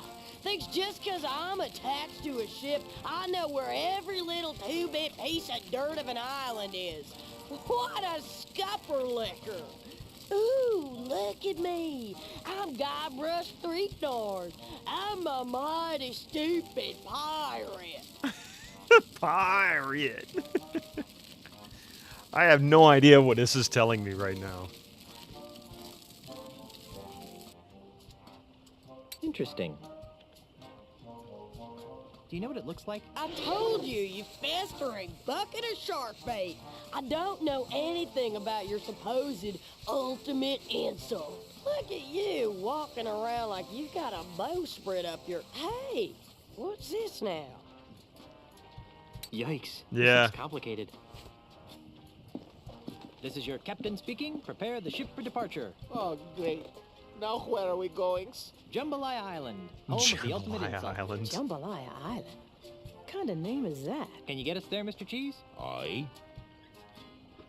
Make it so. Elaine? Aren't you forgetting something? Oh, right. Yeah. Forgot to kiss you goodbye. Clean underwear. That's what he forgot. I don't think so. The ship is fully stocked with pork rinds, grog, and girly books. Oh, right. I forgot to kiss you goodbye. Cute. No, you forgot to give the gubernatorial symbol back to me. Oh, yeah. Here. Well, I'm off to find the ultimate insult. Try not to get killed and or cursed, dear. What? What? Hey, a talking monkey! Oh, ungrateful. Mr. Cheese, wouldn't it be easier to sail around that typhoon on the horizon? Where'd be the fun in that, Captain? Cry havoc and let's turn to slip drive. the dogs of war. Not in the face! Not in the face! For the ship cannot stand the strain, Captain. There's no place like home. There's no place like home. This was only supposed to be a 3-hour tour. This was only supposed to be a 3-hour tour.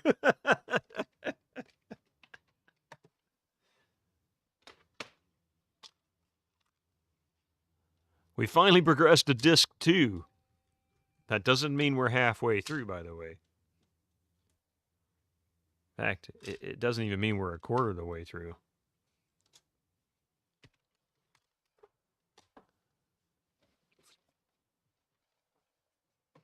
Now then.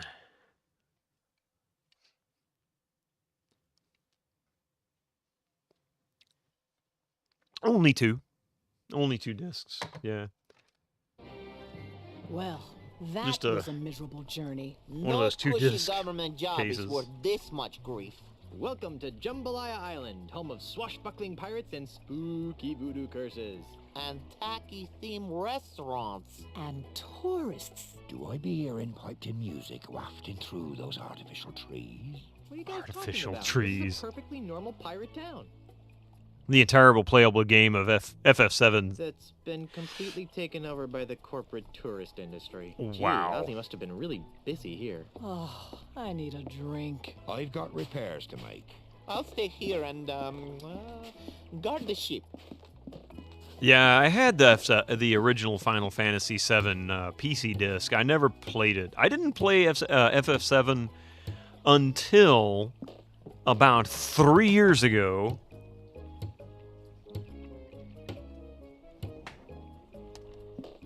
And we played it on the PlayStation. And this is actually 3 discs on the PlayStation.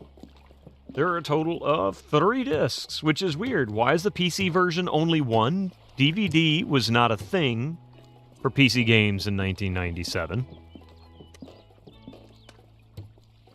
So it's kind of weird, but yeah. Well, the PS1 game, the whole game is all on the discs when the movies, etc. added. The micro-groggery? Oh, God. Community Rowboat. What does that mean? It looks almost seaworthy. Oh, I see. Okay, so we can actually... we can actually go to the smaller island like that. Jambalaya Island. Nuttin Atoll. Basically, the smaller island is the atoll, and it's Nuttin Atoll. And now it has more than 3 discs. Thanks, Square Enix, yeah. Oh, I see. There he is.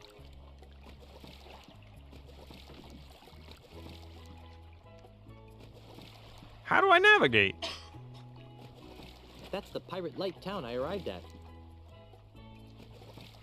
There we go.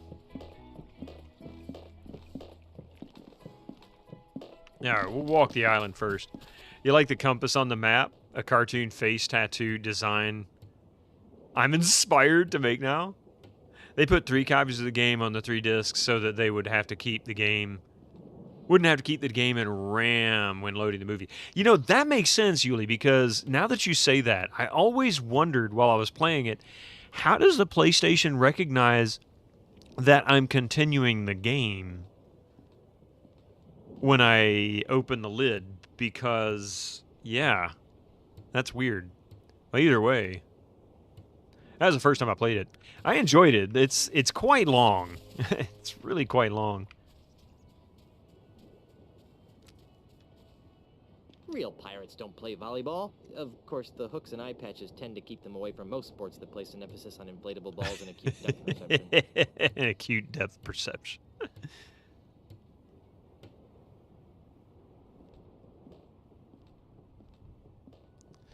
What do I mean by that? Well, the entire Midgar section and the world map up to Promised Land fit on 1 disc, and now it's 2 discs. Did we go backwards somehow? Who knows? But you are right. I'm aware they oftentimes will keep a lot of game files across all discs. Set sail for family fun at Planet Threepwood. Planet Threepwood! Looks like this particular storefront hasn't been moved into yet. The sign says, coming soon, Jumbo Juice Frozen Fruit Smoothies. Added nutrients give you energy boost and help prevent scurvy in 99% of pirates aged 2 and above. Being gently ripped from your bodies by this restaurant of uncompromising evil. Murray! Murray the Evil Skull? Guybrush, the mortal pirate? Wow, it is a small world after all. How did you escape from Monkey Island? I'm sure that's what he'll say. Here we go. How did you escape from Monkey Island? The last time I saw he you, didn't were say sitting on a shelf in LeChuck's demonic amusement park. Ah, that's a tale of heart-stopping malice and evil. Naturally. It all started a few months ago. As usual, I was sitting on my shelf, working on my plans to conquer the world. Suddenly, the amusement park exploded with a blast of demonic heck fire. Oh, just heck fire. It wasn't too serious. Was it an unfortunate accident at Largo's Burrito Bar? It was those hydrogen-filled labloons. What? Balloons. Labloons. I'm just going to start calling them that from now on. People will be like, what? I'll be like, yeah, it's a French way of saying it. Labloons. Labloons. See how many people fall for it. I get bonus points if I can get somebody who actually speaks French to accept it. That clickety-clacking is making it harder to hear what he says since it's very distracting. Yeah, I believe it. Labloons, baboons. Oh, that reminds me, speaking of monkeys, I watched a video somebody posted on Reddit the other day. It was quite funny. I don't know if anybody saw it, actually. Let me see if I can find this. It was a chimpanzee at a zoo.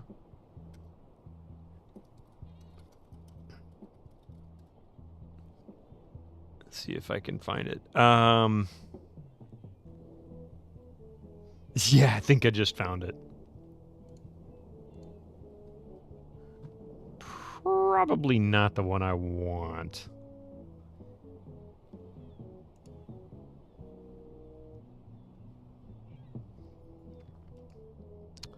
Hang on.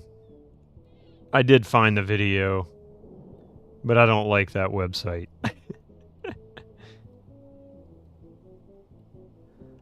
Oh, man. All right. Well, anyway, I'll give you the overview. If I can find it, I'll post it in my Discord. No, it wasn't that. No, basically what happened was his mama, or not mama, young chimpanzee,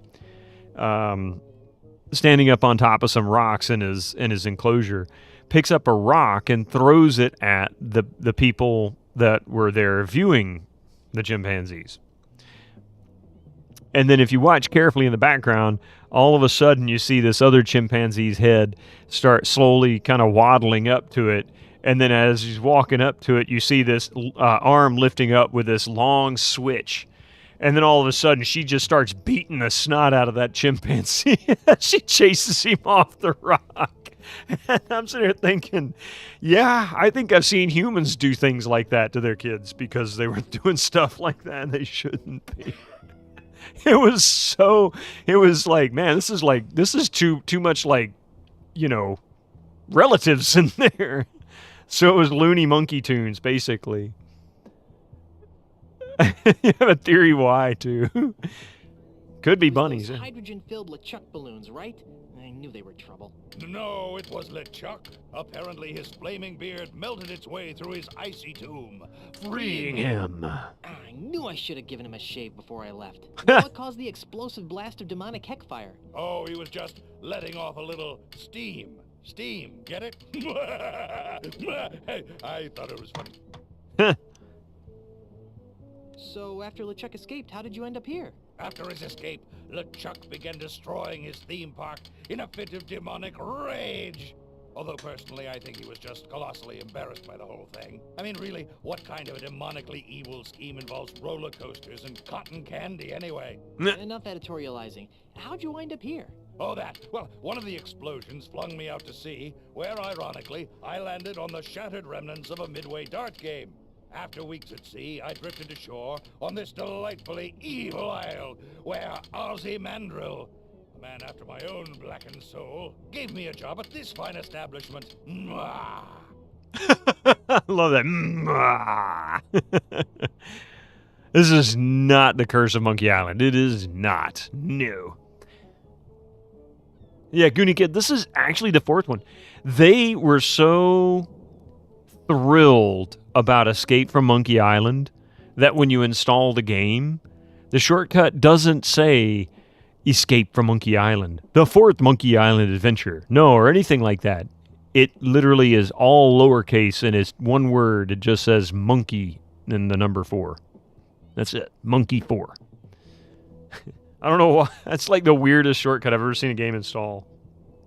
Speaking of bonking, you're afraid of the dinosaur show where the baby said, not the mama. What?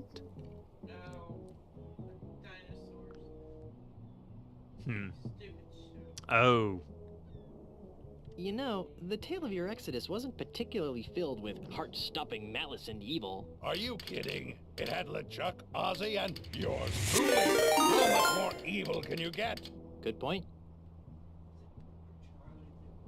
Draconic Dude, Michael Thing, thank you for the raid.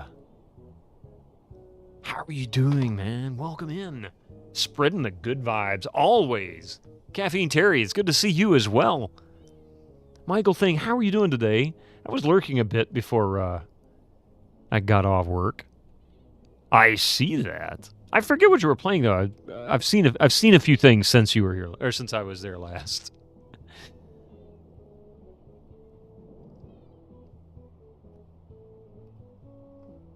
Big DI or wave.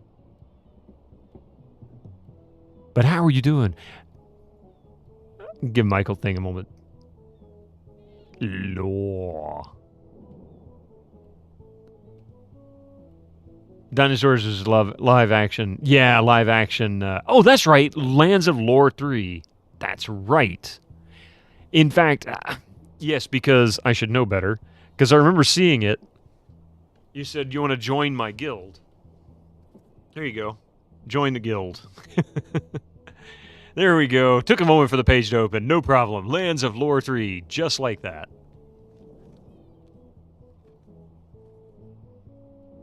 It's pretty cool. I like the full color stuff to it.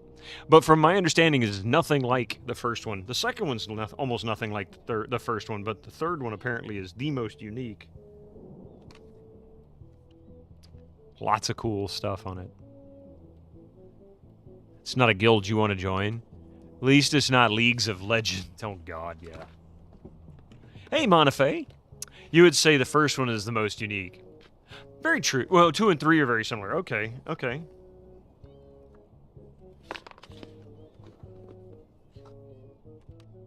And this is...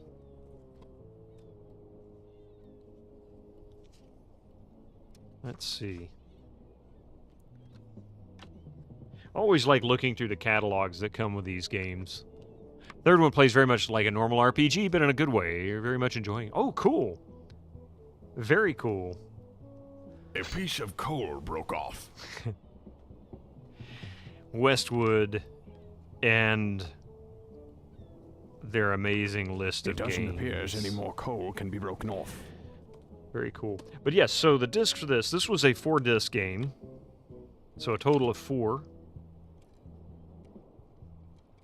I don't want to turn it over because it's one of the little teeth. Actually, a few of the teeth are missing. That disc will fall right out.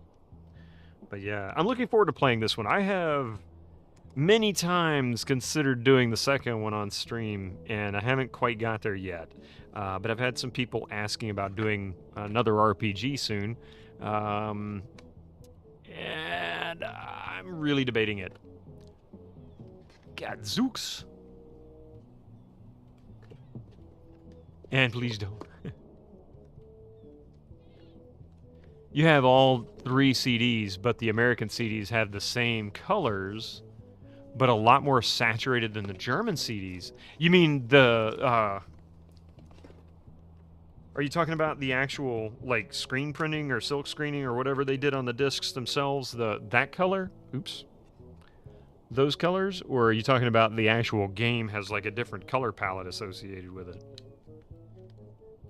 Oh, printer used. Okay, so you're probably talking about the silk screening. Yeah, that I've seen. The CDs themselves. Yeah.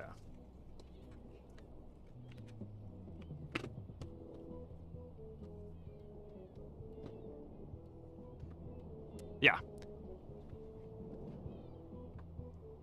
Don't hit me, the first one I like the least. Really? No, and that's fine. I mean, everybody has their own preference. You know what? Duke Donuts, you know Duke, I'm sure, Michael Thing. He apparently wasn't a huge fan of the first one, at least once it got to the end. I know he's expressed how he hates the way the ending of it. It felt rushed. It feels like it's not quite as well thought out as the rest of the game. I really didn't have that much trouble with it. I had a good time, but I think somehow the game connected with me. Like, it clicked. If you've ever played anything where you sit down and you're like, wow, this is like the easiest game in the world, and people just look at you and be like, how did you get through all of that? And it's like, I don't know. That was me in the original Space Quest. I mean, finished it like 7 or 8 hours total, and no walkthroughs, no hints, and I'd never played it before, and I still don't understand how I did it.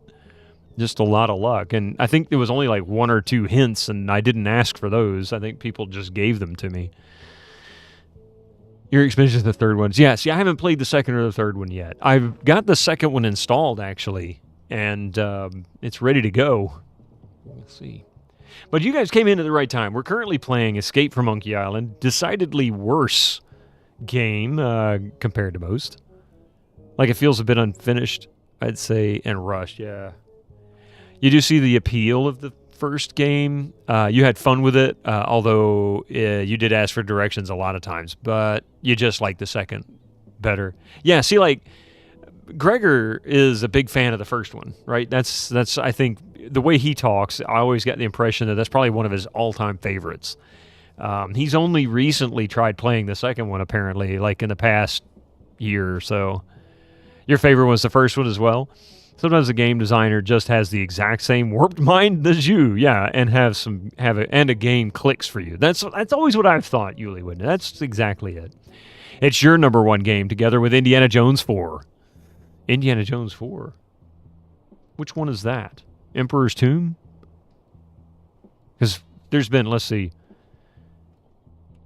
Fate of Atlantis was the fourth one. I was trying to remember which ones they were. That's like... I mean, arguably, you had Raiders of the Lost Ark for the Atari 2600 back in, like, 82. PC game-wise, though, I don't think there was any before Last Crusade, right? Fate of Atlantis is great, by the way. You adore Lanzalore 1 and 2. It's a fine game in all. Just has serious flaws. You've seen someone stream 3, and it holds no appeal. Really? You've played all of these back in the day, and after Curse of Monkey Island, this was quite a letdown, I agree. Yeah, this has definitely been consistently considered not anybody's favorite. It is the worst of the first 4 Monkey Island games. You and your girlfriend recently played through the first 4 back-to-back, and Guybrush is such a different character in Escape. He is a childish dum-dum. In the first 3, he was actually brave, intelligent, and competent. I don't know about competent. The rest I might... okay, maybe not. I don't know. No, I understand where you're coming from. Though everyone treated him as someone weak. Yeah, he was always underestimated. I wouldn't call him completely unintelligent, but the Telltale one isn't my thing. So it's funny. See, I actually enjoyed the Telltale one. I don't know. Maybe I'm weird. Also, there are plot inconsistencies of the previous 3 games. Ah, true. What are you doing here? Isn't it obvious? I'm the greeter/bouncer of Planet Threepwood. The creme de la creme in pirate-themed family style. All-together evil dining. Murray! All right, Evil dining. The evil part. Guybrush could be considered the greatest duelist on it. True. Except for the ultimate insult. He needs to get that before he can be the greatest duelist up to the 4th one.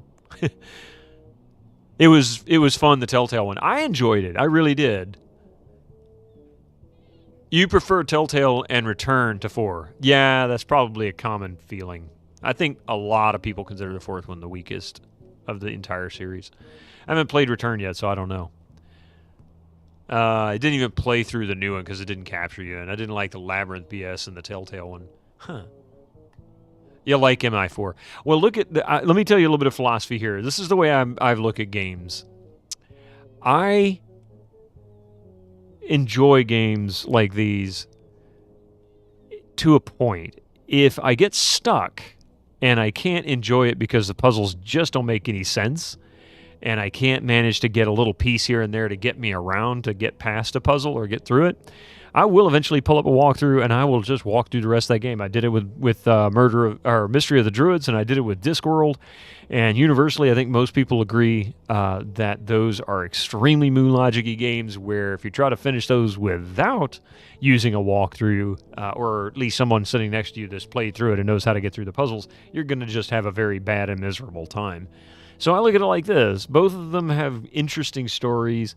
There's some comedy to them, right? There's a lot of good voice acting and some cheesy and goofy voice acting that you have a good time with.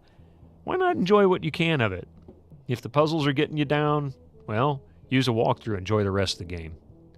Yeah, I've heard Discworld, was it Noir, I think it was? Discworld's impossible to play with a walkthrough, true.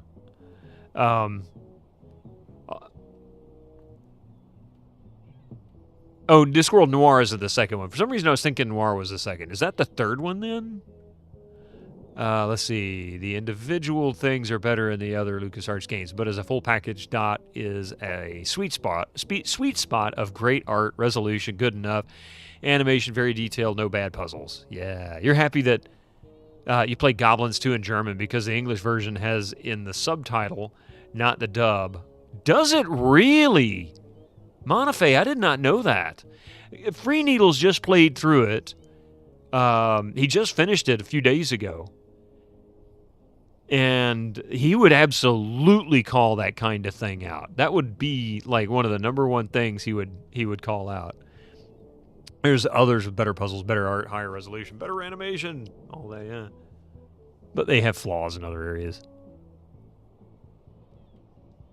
You love the dig, but there are some irky moments. Full Throttle also has some weird moments, but Dot is just designed old. You just watch. Okay, cool. I can't imagine how you could be a very good bouncer. Why not? Well, for starters, you've got no arms. Evil. He's back.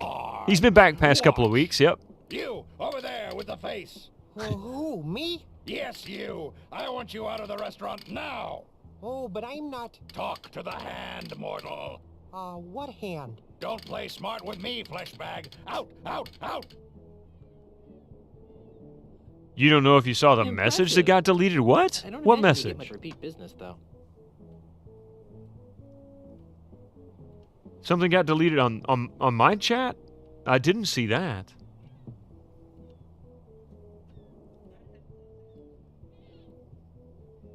Oh, gotcha.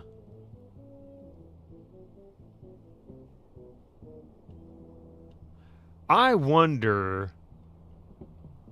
So, here's the thing, Monafe. I don't know. I'm going to play devil's advocate for just a moment. But that particular word does have a non-bigoted meaning. It also means cigarette. Now, I know that the game was originally converted, or not converted, was originally subtitled or overdubbed into English. I wonder if maybe it was not meant to be that way.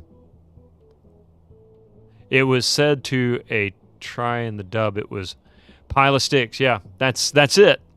So it was a bad choice of words. Yes. Yep. That is a bad choice of words.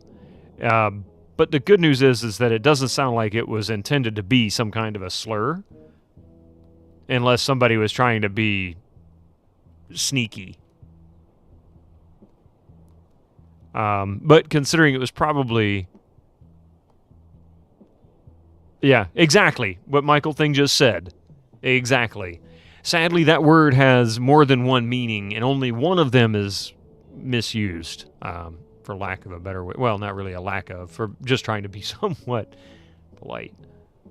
I didn't know it was a musical instrument as well. Yeah, it's. I guess it's one of those Latin-based words that has multiple meanings depending on where you go. What language and your intent. Yeah, even in English, Michael Thing. Even in English, we just don't use it. I want to say it was more common in British English than American English. It kind of fell out of favor in like the past couple hundred years. So it's not something we really say here. And of course, over the past probably 60 years or so, it's gotten worse.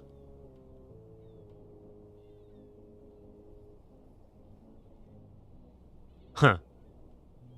Your dad played the instrument for a while. It's like a big vertical flute with a saxophone-like mouthpiece coming out of it. Never heard of it. So, oh, you mean bassoon, really? If that's the case, that would be more of an oboe-like mouthpiece, which would be considerably smaller than that of a saxophone or a clarinet. But, hang on a second.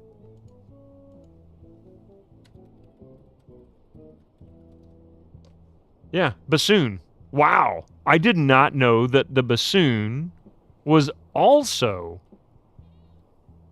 known as that in, looks like, Spanish, Dutch, Czech, Polish, Serbo-Croatian. Well, I guess Michael Thing, you could call that one out.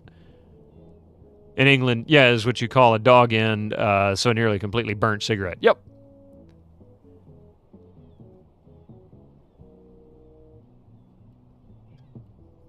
Yeah, Michael thing is, I'm going to, just for the sake of not upsetting people, I'm not going to allow it just because. I know you're not using it inappropriately or anything like that, but just to avoid issues on the channel later, I don't want to approve the word because it'll more often get used for something else. Not that we've had issues, thankfully, but that would at least prevent it from happening.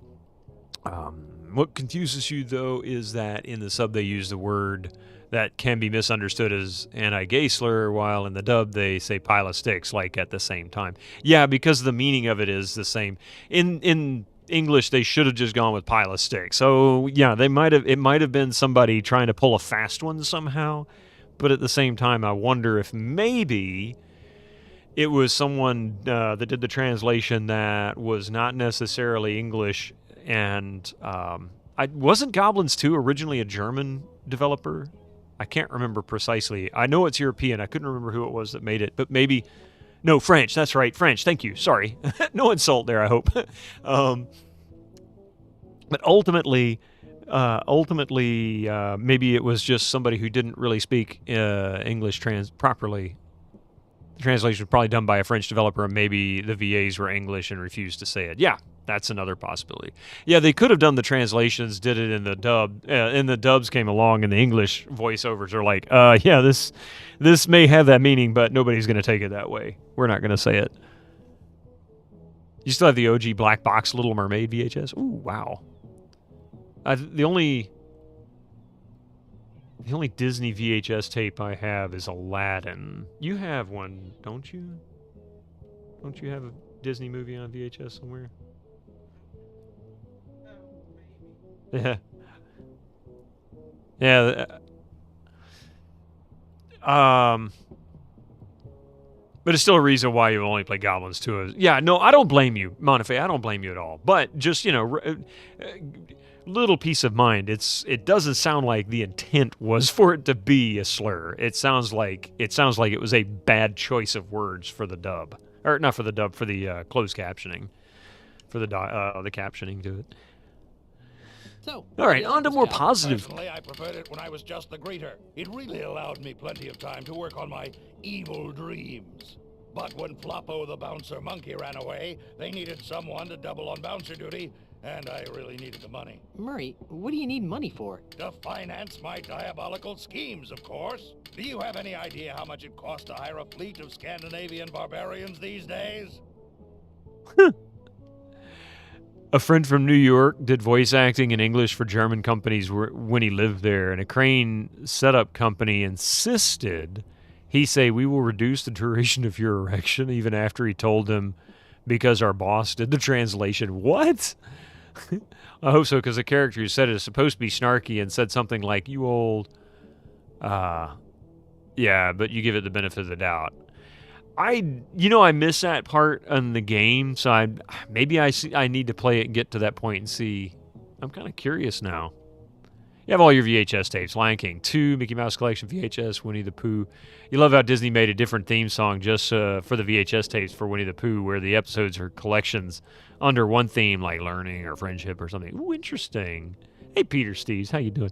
I don't have very many VHS tapes. I mean, we got some.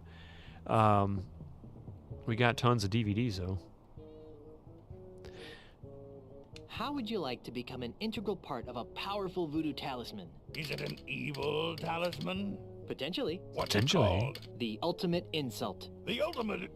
Don't be naive, mortal. The ultimate insult is too powerful to be wielded by the likes of you. I don't doubt it, And you'd be Montefe. perfect. See? You fool! This diagram clearly indicates you need a monkey head. I am a human head.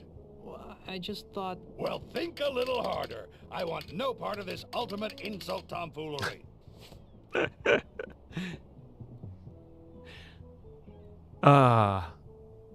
You need to go to bed. I don't blame you, Montefe. I know it's probably 1 o'clock in the morning there, I think. Midnight or 1.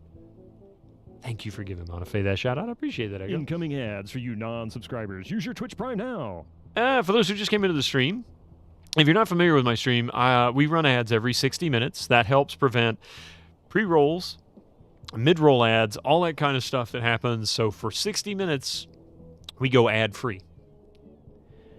I don't usually play the game during that time, and that means you won't miss anything. So hopefully you don't get any ads and you miss anything, because that's not how that's supposed to work. G2 is littered. Oh, Goblins 2 is littered with other translation errors and lines that don't actually make any sense in English. It's not reasonable to assume that one word was deliberate and targeted. That's true. If that's the case, if there's lots of other poor translations, it sounds like somebody just did a bad job. That's what it was. You have to go, Michael Thing, it's even later where you are. Gonna stay during the ads. Okay, I appreciate that. I really appreciate that. That actually does help. That's always nice to get a little extra ad time in there. Your watch streak can still go. Nice. Nice. All right, let's let these ads roll through. I will be back in just a few minutes. Don't go nowhere now. And yeah, we'll figure out what Murray's up to. See you in a few minutes.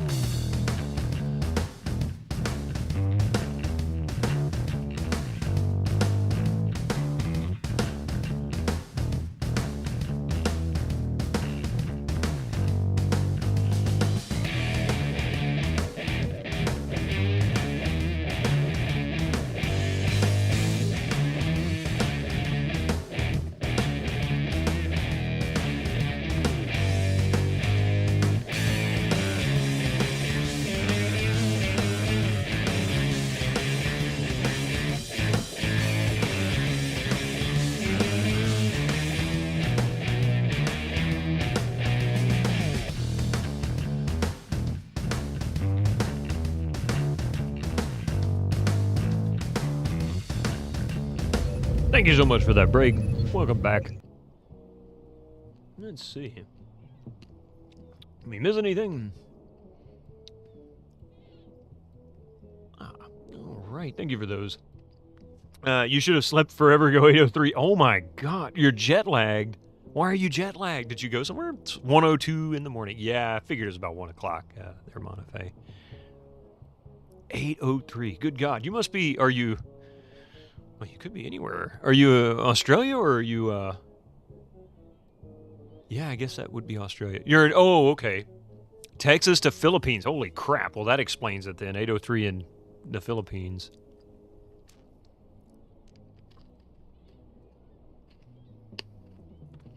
All right. Well, let's see.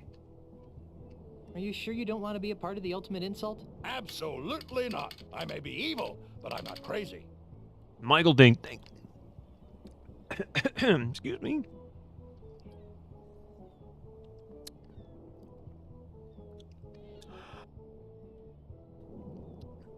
That went down the wrong tube.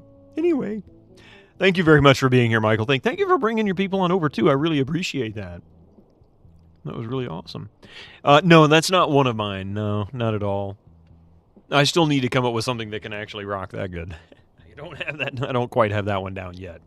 I'm working on improving my ability to do things like that. All right, so we don't have what we need for him. I've got to go. Stop by anytime for more pirate-themed fun and evil. Or some of the... Yes, actually. All three of them were. Here, I'll tell you what. Dragons and wenches, welcome to Planet Threepwood, the piratiest place. Here we go. So this was the last one that I did. I'll do one. I had removed it on purpose, Echo, because I'm not quite ready for that one yet. Like I said, I haven't updated it. But I'll do one for you. This was the most recent one. I haven't put anything out since then. Yeah, all three of them they were intended to be. Actually, all three of them originally were somewhat experimental. So the first one that played was just well, actually, let me take that back. The second one that played was the original that I had worked on. I was trying to find an idea, I guess, of something similar to Old Pop. There's still a link in the About page. Oh, is there? Okay, I didn't remove that then. So this one's just a standard 1-3-4 chord progression. Nothing fancy. My mixes aren't great, but so that one was just a standard with one key change. No, like, 60s, 70s, early 80s kind of thing. So that was Old Pop.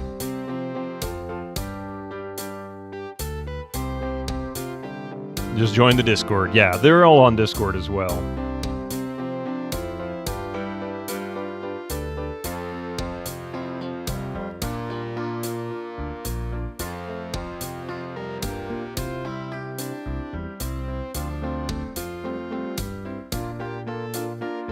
And then this one was sort of an expansion on that idea, but a little bit more up-tempo.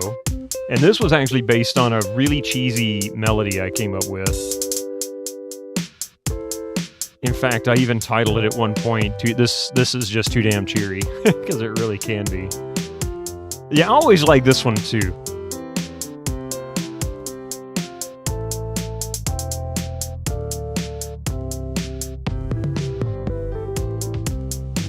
And this is very much similar to the other one. It's, I think there's only...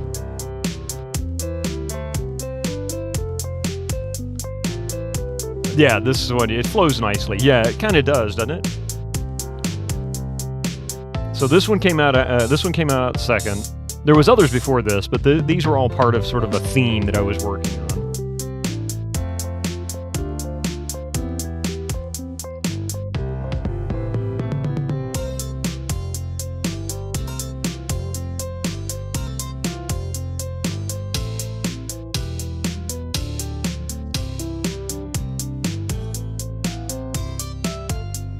Hey, Digi, how you doing? Welcome in. And so the lady who does the voice of, oh my God, the lady that does the voice of the dainty figurehead also did the voice of Bobby Hill from King of the Hill. That's hilarious. It makes sense. I'm doing well. How about you? You're awake, yeah.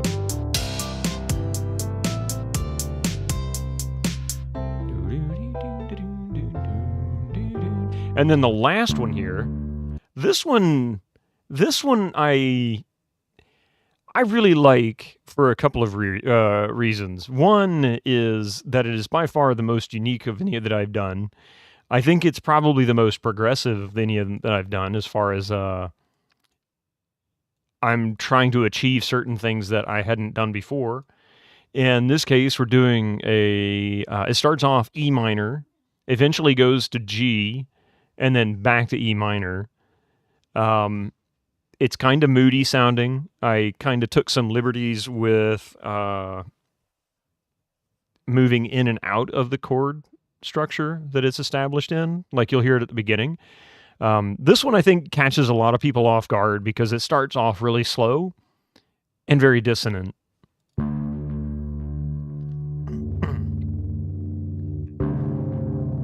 And it's meant to. It's intentional.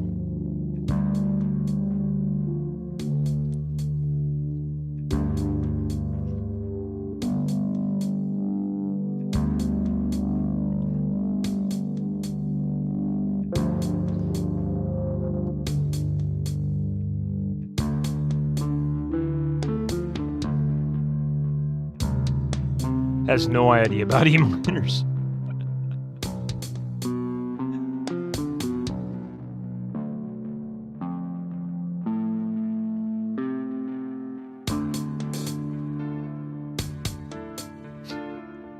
E minor, well, minor keys oftentimes sound sad or maybe lonely or distant.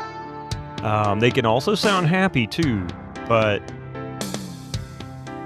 they tend to have more of a somber feel to them. Darker. Sounds a bit like it's for an 80s TV detective show, yeah.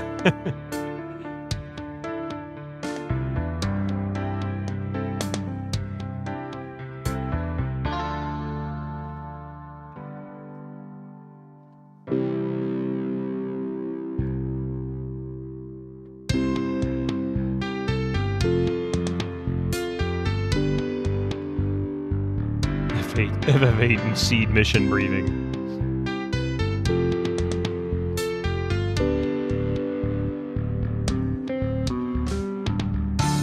The music when he sneaks in somewhere.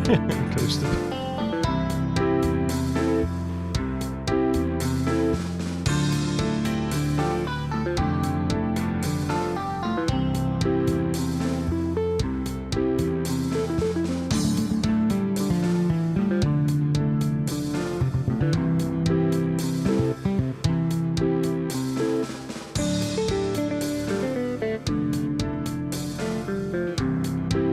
Hey, how's it going there? Welcome in, Lars.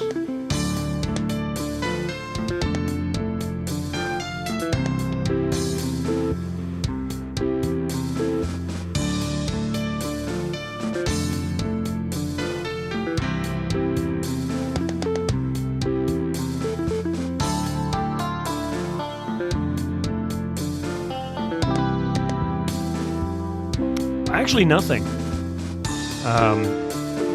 I just did all this on my own. Yeah, in fact, all of these sounds that you hear here, they don't sound anything like what was coming out of Ableton.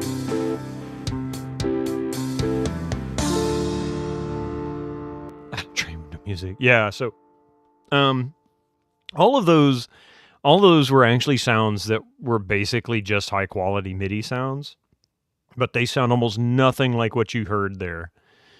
Well, I have been using this, but this has to have software connected to it, and sadly, OBS is using the ASIO drivers that Ableton would use in order for me to be able to connect it, so I can't play it directly. I would have to end the stream. Otherwise, it would say, sorry, you'll have to pick another device. Am I enjoying 4? Actually, yes, I am. I don't like some of the puzzles, but I've been enjoying the rest of it. The rest of it's quite fun. This back part is more wholesome, meaning up for coffee or driving around town. Yeah, looking for a suspect. Because you're low budget and you want to record. So the best thing to do is this cost about $100, a little 25 key keyboard. There are others. This just happens to be a really popular choice for people who need something simple. And I don't, like, for example, I'm not sitting here doing the whole, virtuoso thing. For the most part, the way I create samples for this is I create what I want here, anywhere from, 1 to 12 bars or whatever I'm trying to do. Most of the time it's 4 bars. And it will be ideas that I have in my head and then put them together. The last piece that I played was actually one of the few where all of it was exactly as what I heard. I mean, that was like what I really got in my head, except for the opening. That was the only thing that I didn't have in mind. Not even unable to, a garbage sound card. Yeah, that can be tough. Now, the nice thing, too, is if you've got pawn shops anywhere nearby, sometimes you can get some instruments pretty cheap in a pawn shop. 4 bars, I wouldn't be able to stumble out of the last one with the usual 2-drink minimum. Yuli's like, I don't know anything about music, and I'm making sure everybody knows this. But yeah. But that's it. I'm actually working on trying to transcribe something at the moment. Mainly sort of a study. Because I want to do something like what's in the Be Right Back music, and I just don't have that as a skill yet. Is there anything sadder than buying somebody else's instrument from a pawn shop, though? Not necessarily, Winter Slice. I mean, it depends. If somebody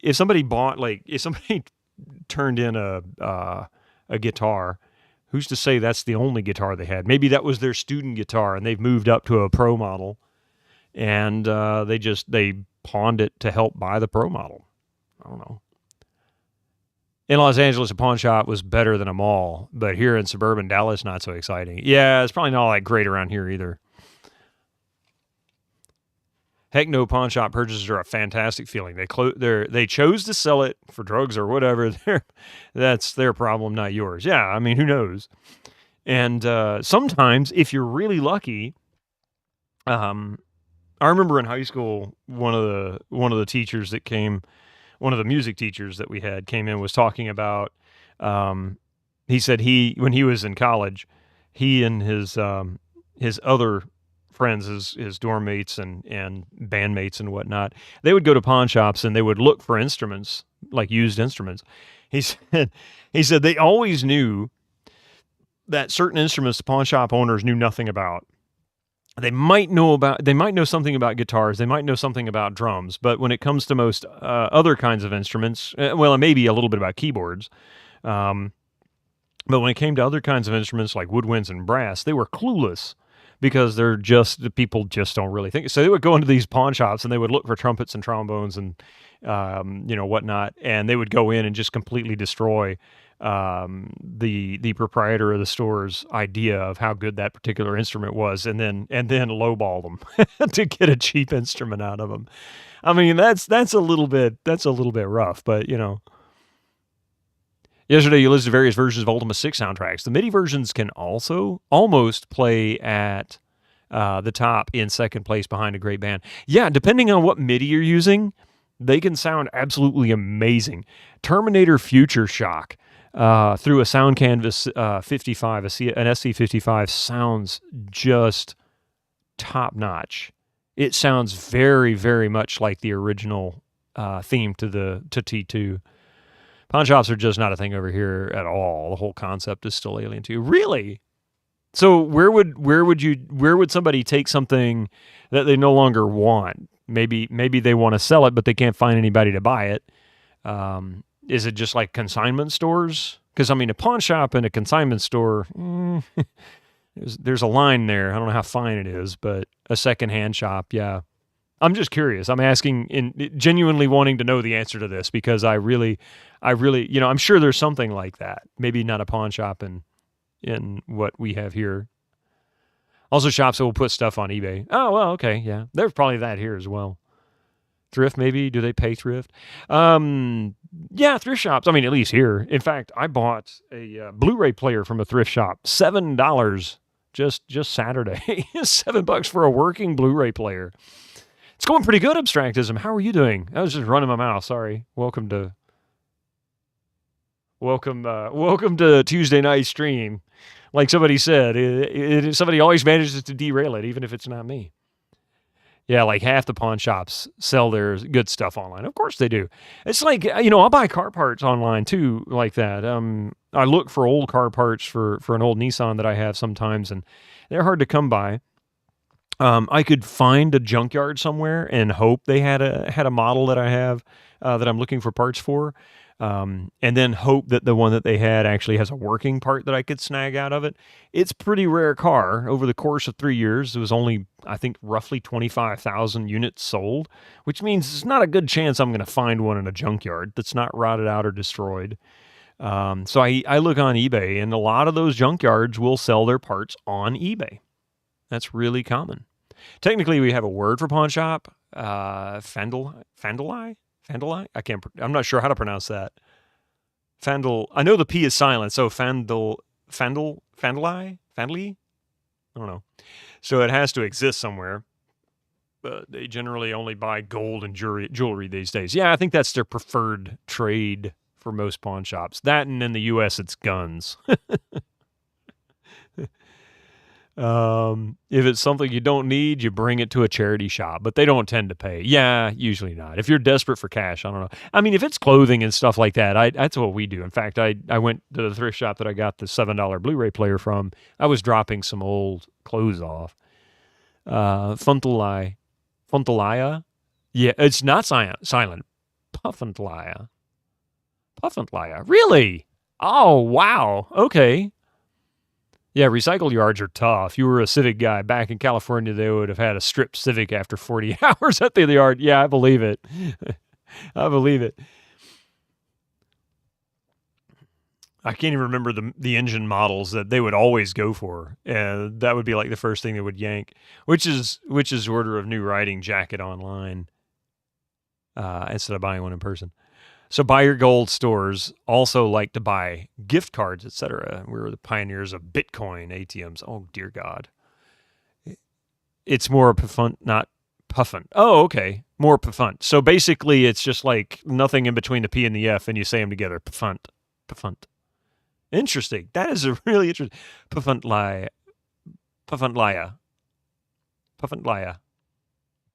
Huh. Interesting. Inside and sample our fun-filled genuine pirate cuisine. Hey, can we go Prepared there? by genuinely fun-filled pirate chefs. Gaze upon our genuine Guybrush. Our genuine Guybrush Threepwood paraphernalia? What? Planet Threepwood! Oh my God. On today's menu is Swordmaster's Delight, Guybrush's Mighty Pirate Burger, Lobster LeChuck, and Elaine's Caesar Salad. Big mighty pirates like myself can't live on salads. Today's special drinks are Largo's Lemonade and Bat Fizz.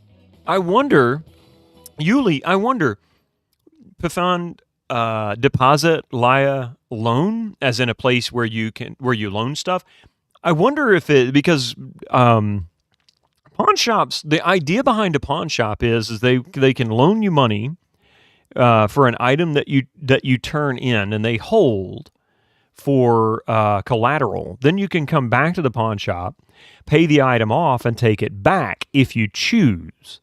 There's probably a clause in there somewhere where they'll hold it for X number of days or weeks before they put it on the shelf for the public to buy if you don't come back and purchase it yourself or pick it back up.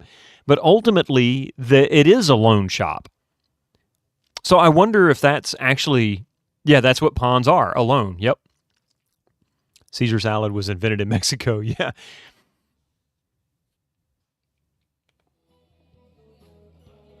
Caesar salad, yeah.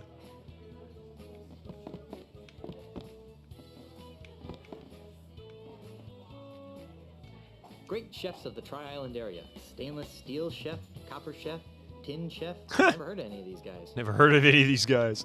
Not so famous. Maybe outside of America they don't have the urgent need for cash like we think we do. They haven't had to pay a medical bill.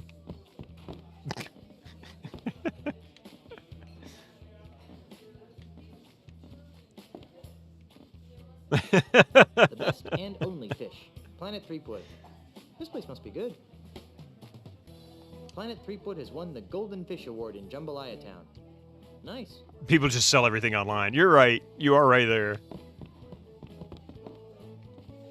Look at bar. Where's the bar? At least this place has a bar. Does it have grog? Where the heck is he? Oh, there he is. Whoa. Oh, okay. Very confusing here. At least this place has a bar. Excuse me. Yes, would you like a free pirate caricature? Free pirate caricature? Yes, to help promote the zany, swashbuckling atmosphere of Planet Threepwood. Planet Ozzy Mandrill Threepwood. Enterprises has hired me, Christopher Kilometer, to render free pirate-themed Christopher caricatures of our Kilometer. guests. Would you like one? You were on the free California healthcare and now on private insurance. Is where you feel like you got better service and paid infinitely less with the free healthcare. The best thing, you can go to any hospital and they're required by the state to accept you. Really? Wow. Sure, why not? Wonderful. Just Now a that's moment. fortunate. Apparently you have two pawn shops right there next to the train station. You know, all that sword fighting and sailing, really outdoorsy stuff. What's your favorite pirate activity? Wow. So now with the private insurance, you need to pay money just to step in the door. Rant over. Yeah. Let's see. I love the smell of gunpowder in the morning. Smells like victory. Anybody tell me what that is a quote, a modified quote from? What movie that's from? Smells like victory. Not gonna lie, it's not just the weather that draw homeless to California. Yeah. There you go. Two people right off the bat. Apocalypse Now. Now, since you've guessed the movie, can you tell me the actor's name who said the original quote? I mean, it's not like it's not one of the most famous quotes. You thought Good Morning Vietnam? It wasn't Full Metal Jacket. Nope.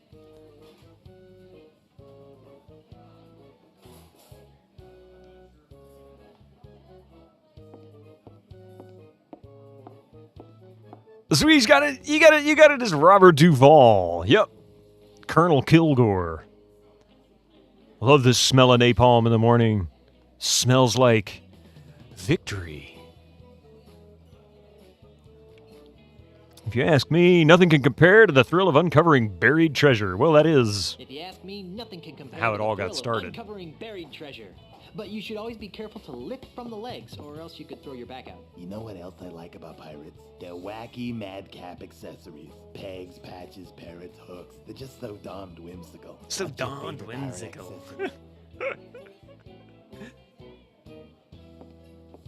You never managed to watch that movie all the way through, though. Winter Slice, make sure that if you've watched it, make sure you don't watch the director's cut. Watch the original release. Oh my God, the Redo or Redux or whatever, that one.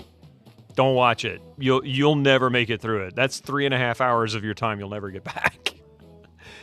It's the original release is like 2 hours and 10 or 15 minutes, something like that.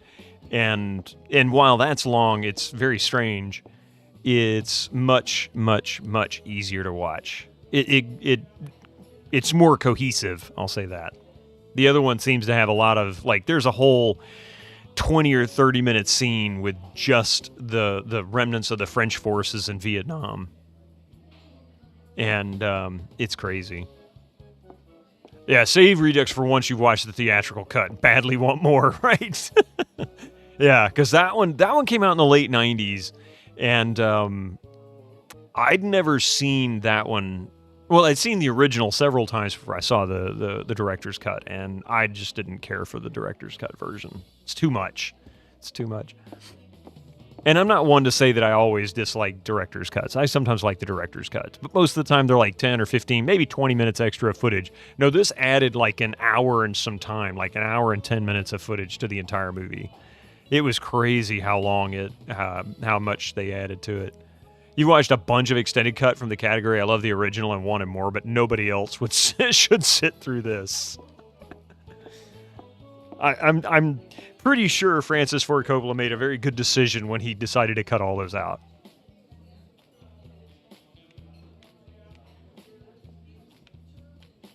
I guess those peg legs are pretty funny looking. Of course, most of those guys lost their legs to gangrene and sharks, so it's not really ha-ha funny. You know what I can't figure out about pirates? I shudder to think. What do they do in their spare time? They can't spend their entire lives fighting, sailing, and winching, can they? I guess not. Of course not. So, what do you think pirates do in their off hours? Was he interrogating him? Let's see, I think that most of them just like to curl up by the fire with a good book. Yeah, that sounds like a pirate to me. Personally, I prefer to spend my weekends doing chores around the house. What are you, sick? If what I've heard is true, more and more pirates are spending their free time on the internet. I like that one. I guess they're talking about game and music pirates, huh? On second thought, I don't want to pick, yeah. If what I've heard is true, more and more pirates are spending their free time on the internet. I have no idea what it is, but I'll try to draw it. Yes. So, are they a combo of fan service and cash grab? I don't know, maybe. But I will say that there was multiple interviews with Coppola over years before that one came out, and he swore up and down there was no other footage. Like, there was never going to be a director's cut. So this one kind of came out of left field, right? It just really, really hit.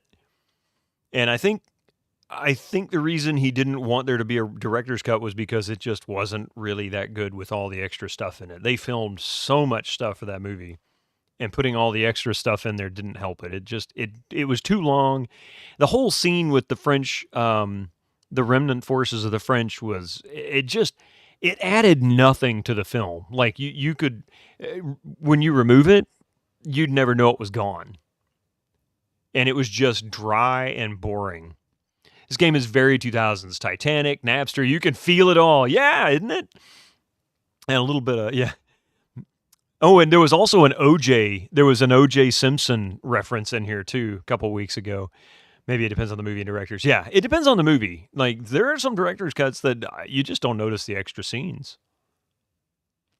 It's fun to charter an accountant and sail the wide accountants. Done. Here you are, sir. So we've got ourselves a caricature. Thank you for your patronage and enjoy your visit to the house. And the guy doesn't even recognize that he is Guybrush Threepwood. Excuse me. You already got a caricature. Don't be greedy. Don't be greedy. Okay, well, I won't be. Wait. What was that? Look at LucasArts' mug. LucasArts seems to have their grubby hands into everything around here. You got an accountant? I don't have to pay. Yeah, there are some movies where the cutscenes belong on the DVD extras as little clips, not reinserted into the rest of the movie, yeah. I can't reach it. Oh, it's up top. I see. He's looking up on that shelf. Okay. What would be, I guess, the crow's nest? Guess they couldn't find anything else interesting when they were stealing stuff out of my closet. When they were stealing stuff out of my closet. Poor Guybrush. Excuse me. Hi, I'm Elaine, and I'll be your waitress this Oh, afternoon. no. Would you like to hear about today's special? CBA certified public account. Wait. Crimson Permanent Assurance? In some cases, studios refuse to release the longer, more coherent version of the movie to theaters, so director's cuts are superior. Yeah, I can see that. I mean, like, for example, E.T. E.T.'s a good one. Army of Darkness. Army of Darkness is a perfect one because it has different cuts depending on if it was the U.S. release or the European release. Both have two distinct endings that are completely different from each other. And For those in Europe that have never seen the American cut, you'd be surprised to find how that one ends. Of course, I've seen the European cut, and I thought the European cut was hilarious. I thought it was great. Never get the special, especially if you're in it. Oh, in Spaceballs, yeah. Mystic, you can't come over here, buddy. You're going to knock stuff off my desk, man. Listen, come here. Come here. You're going to knock all my stuff off my desk. Look at this floofy boy. This is a floofy cat. Floofy boy.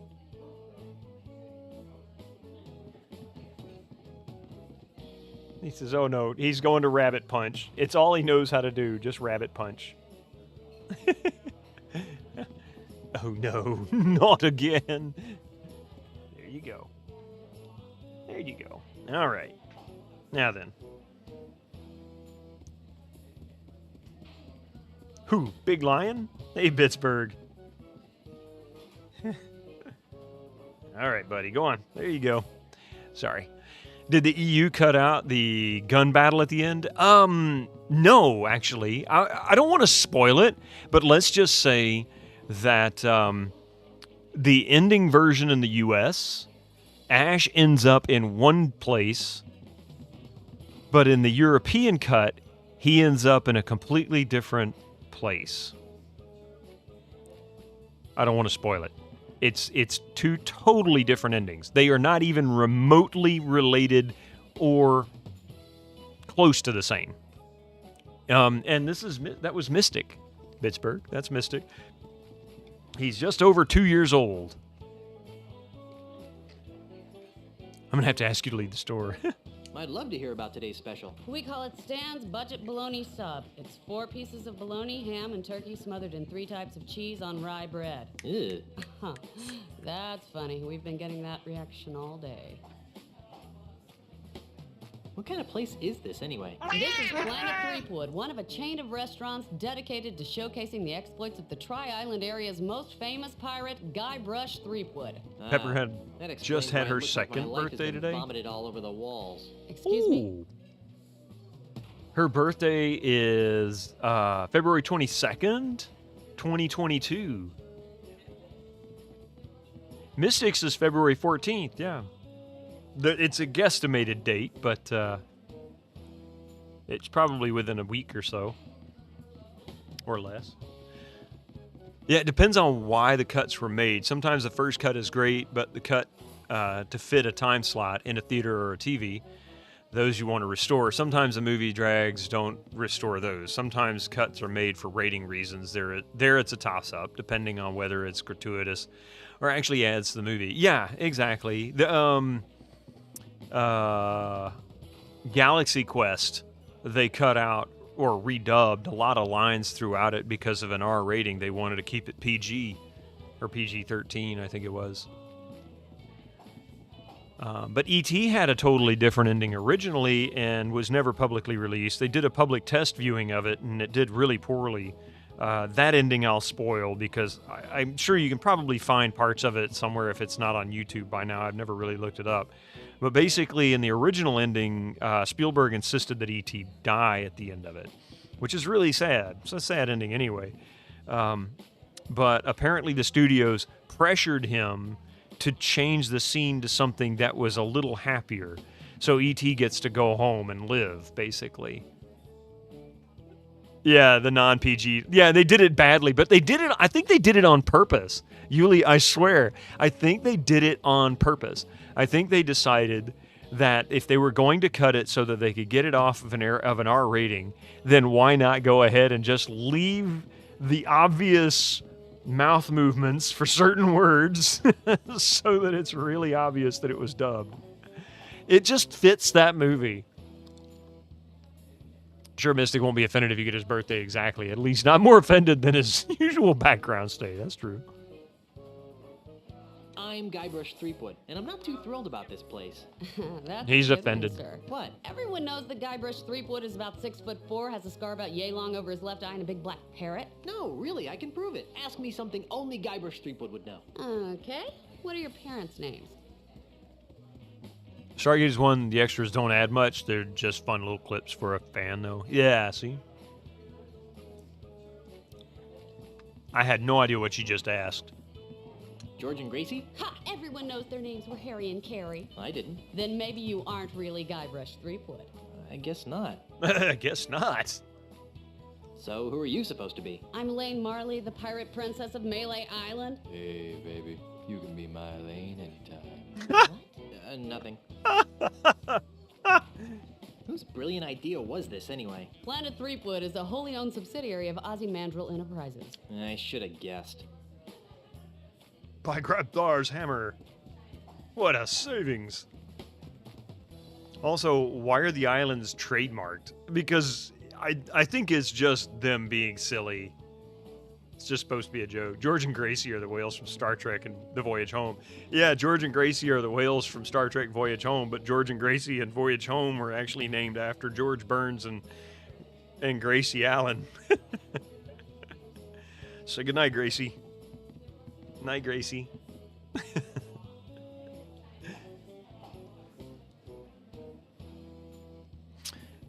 Let's see. I'm looking for the ultimate insult. I've never heard of that. Is it on the menu? I don't think so. If it's not on the menu, then we don't make it.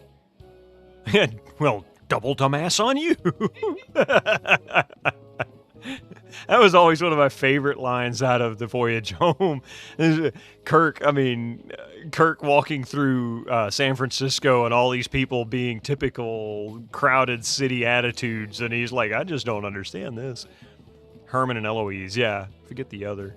Oh, gotcha. Herman and Eloise. Huh. I think I'm ready to order. What'll it be? Let's see. Lobster LeChuck. We'll try all of them. I think I'll have the Swordmaster's Delight. How adventurous. And to drink? Largo's Lemonade will be fine. Largo's Lemonade will be fine. Good choice, Yes, sir. Largo's And how will you Spit. be paying? Why should I pay? This place wouldn't exist if it weren't for me. Why should I pay? This place wouldn't exist if it weren't for me. This place wouldn't exist if it weren't for Ozymandias, sir. And you don't look like him. In any event, don't bother me again until you have some way of paying for your meal. Not the newest one, Abstractism. I haven't checked out the newest one. I only saw the first episode of the new one that came out before that. Excuse me. Hi, I'm Elaine, and I'll be your waitress this afternoon. You sound thrilled. I think I'm ready to order. What'll it be? There was a going into the past again. Oh, seriously? Guybrush's Mighty Pirate Burger sounds good. I thought it might. And to drink? Was it Picard? Huh. I'll have a Fat Fizz. A popular choice, sir. And how will you be paying? We'll try running a tab. I was thinking of running a tab. We don't run tabs at Planet I Threepwood. know, right, Winter There's still Slice? too many deadbeat pirates hanging around to start handing out lines of credit. You know the type. They had the bus punk, Yeah. which Let me know when you've got some way to pay for a meal. a little trivia about that punk on the bus, Abstractism. You may already know this, but the music, the song the song that he cranks the volume up on when he tells him to turn it down, that was him singing. The guy who played the punk, that was actually his band.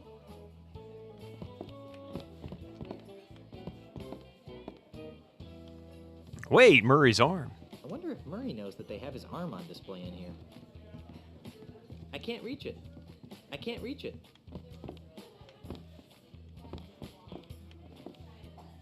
Oh my gosh. Somebody stole my original pirate clothes out of my closet.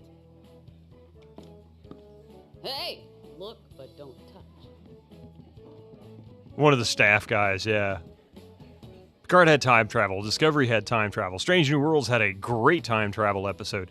I enjoyed pretty much all the Star Treks. I didn't have a real problem with any of them.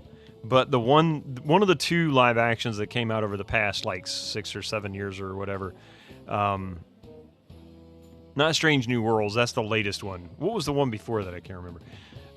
That one I didn't quite get into.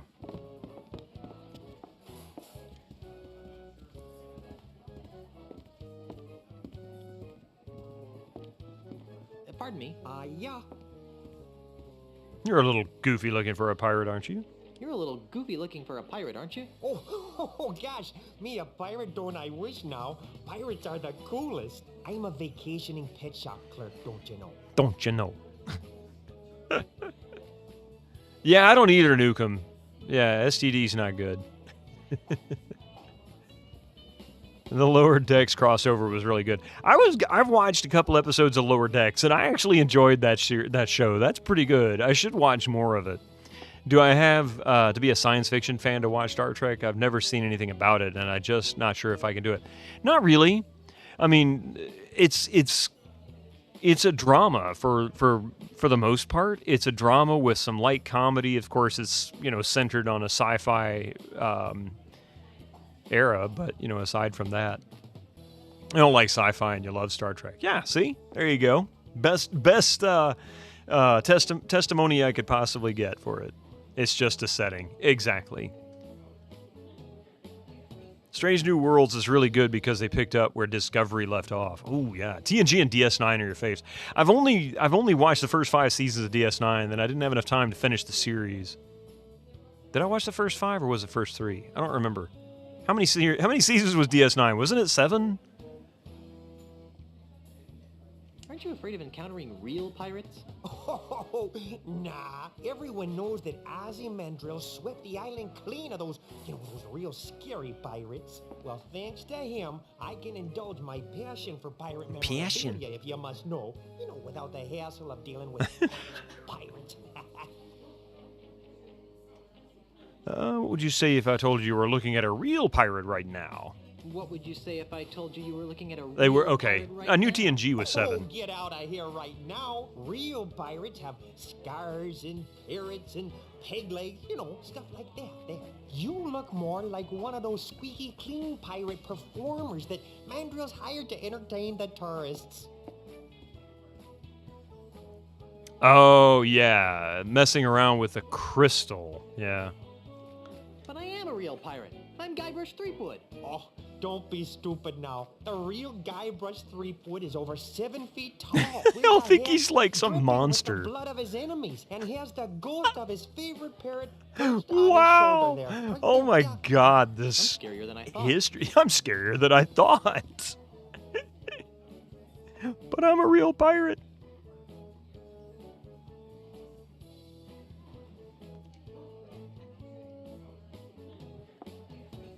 What's the recommendation for me then? I guess quickly summarizing me. I don't appreciate, like, say, Big Bang Theory trying to make a smart comedy, but for dumb people. But I like Family Guy because it's not pretentious about what it does. I mean, I love Law and Order SU, so I'm not just some dude bro. Yeah.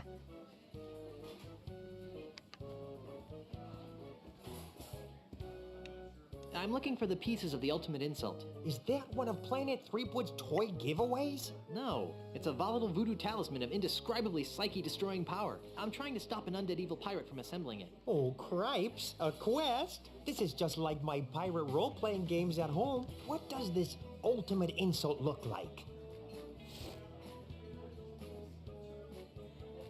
Okay. One of the pieces looks like a golden man. That sounds like my Yellow Avenger action figure back home in Oshkosh. I don't think that's it.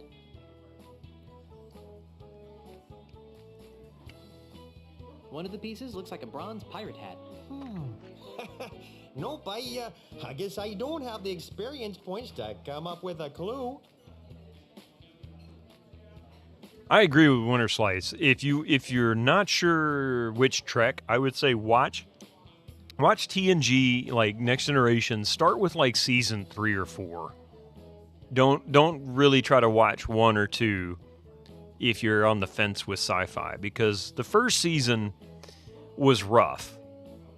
The second season was much better, but there are some episodes that were just kind of blah. There's also some pretty heavy episodes in there too, like the one with Lieutenant Yar, the last episode that she was in. I'm trying to remember the name of it. Skin of Evil, I think it was, yeah. It is worth revisiting, yeah. Yeah, oh yeah, absolutely worth revisiting. But the reason why is because the first season, if you watch Encounter at Farpoint, it's kind of a good episode, but the cast had a hard time gelling initially. And Picard Patrick Stewart really didn't get along with the cast initially. Like, he was too serious about everything, and apparently everybody else kind of joked around, and that aggravated him. And they were kind of cliquey and didn't really have a whole lot of, I guess, a lot in common at the time, other than they were actors and are all on Star Trek. But after the first season, they started to find their footing. However, the lady that played Wesley, or Will Wheaton's mother in the show, Dr. Crusher, she left. I forget why. She had some prior commitment that she was supposed to do, some movie or show or something like that. And so she left the series for one season and was replaced by another character, which I like the actress, and I like the stuff that she's been in otherwise. I just didn't like her character. Gates McFadden. Yeah, that was Dr. Crusher. And those episodes, there are some really good episodes in season 2, but it's very inconsistent. It's not nearly as good until you hit 3. So if you like seasons 3, 4, and 5, go back and watch 1 and 2. You're not really going to miss too much other than the introduction of Q. You think McFadden left for season because of maternity? Maybe that's what it was. I knew she left for some like pre-planned something or other, but I couldn't remember what it was. Thank you, Chelno. One of the pieces looks like a silver monkey head. A silver monkey head, eh? Oh, that sounds like the silver monkey mug they use for special occasions here at Planet Threepwood. Oh. Okay. One of the pieces looks like a bronze pirate hat. Nope, I guess I don't have the experience points to come up with a clue. Yeah, I've had just about enough talking about the ultimate insult for now. Well, fine. Maybe it was a wage dispute. I don't know. Either way, she was gone for a season. And not that the other lady that replaced her was bad, just she didn't click either initially. Firefly was canceled before it received its cult status, yeah. I'll just be on my way. Bye-bye now.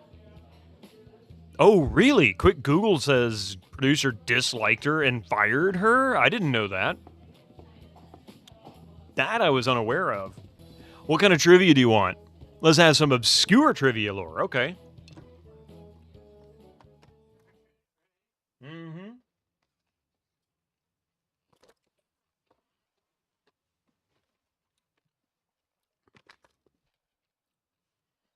All right, fellas.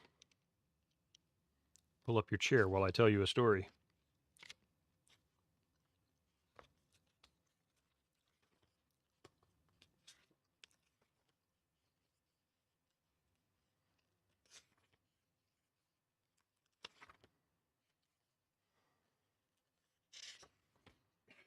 You know, I just realized this particular trivia book does not have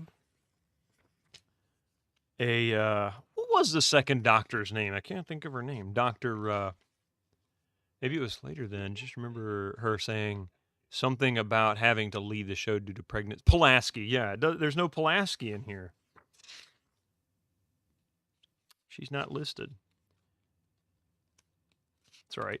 We'll do a Natasha Yar question because she was only in the first 2 seasons and she didn't even complete the second season.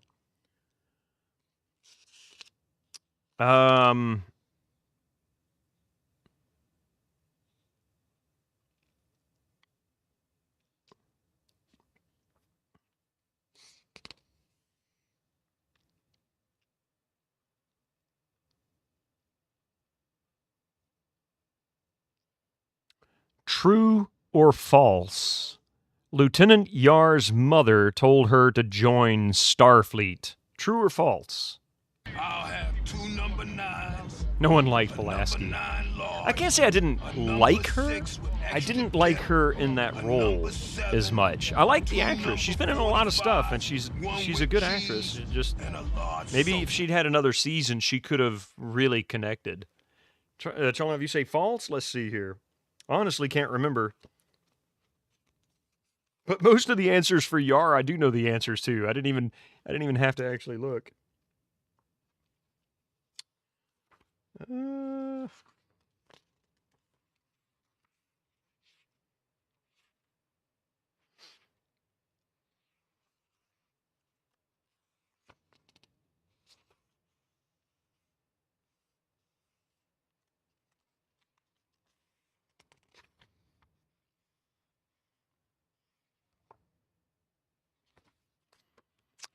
Oh, I remember the answer to this now. Chelnov, I think we know the answer to this one without digging too deep. Yuli might be touching on it. Same with Stalio. False. She was an orphan. She came from a planet that was just overrun by crime, and that's how she learned to defend herself. She grew up from the time she was like 5 or 6 or something like that, having to defend herself. He goes to space with a chimpanzee and a lady. Wait, what? This is off topic, but Forrest Gump. Oh, yeah, that's right. Yeah, Forrest Gump, there's a lot of stuff he does in the book, and he is a far worse character. In the movie, they make him seem like he's such a goofy, nice guy, but no, he's really not a good guy.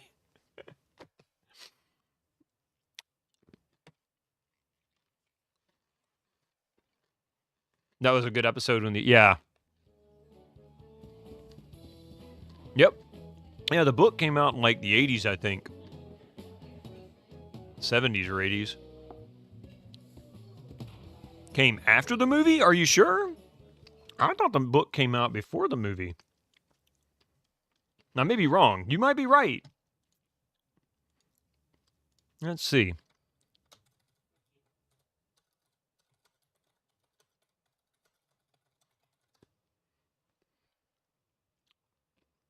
$1986 is what I've got. It wasn't like maybe not even 10 years. Yeah. Now there may be one that was an abridged version that was based off the book. That's not entirely unusual. But if you buy the original book, you can still get it. Who writes a book about a movie? A lot of Star Wars books out there, just saying.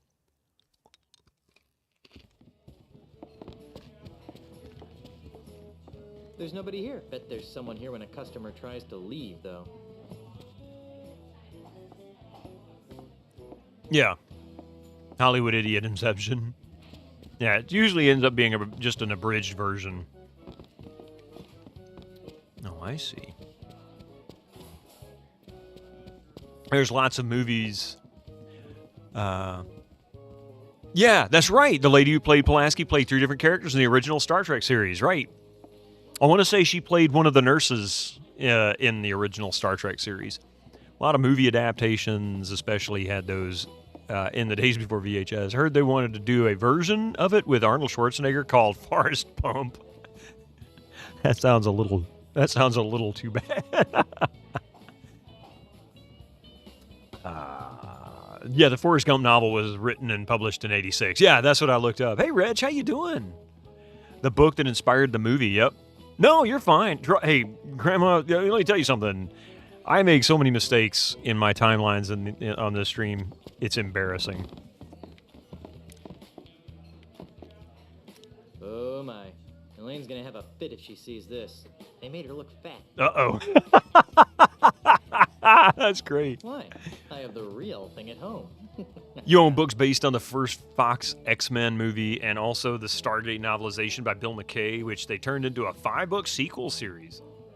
Makes way more sense than the movie repaired the end for Hollywood. I'm going to pump you up. Yeah. You have the novelization of Gabriel Knight 1. That would be really cool. Oh my. Elaine's gonna have a fit if she sees this. Looks like they managed to get their hands on some of Elaine's stuff. Glove, music box, plastic ice cream cone. Wait. Elaine's gonna have an aneurysm when she finds out about this.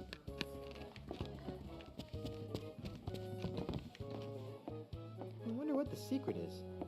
Who cares anyway? I can't use this. I'm not picking that up. In the 90s, they even did a YA novelization of the Batman Nightfall storyline. I think Death of Superman equivalent for Batman from the comics. Interesting.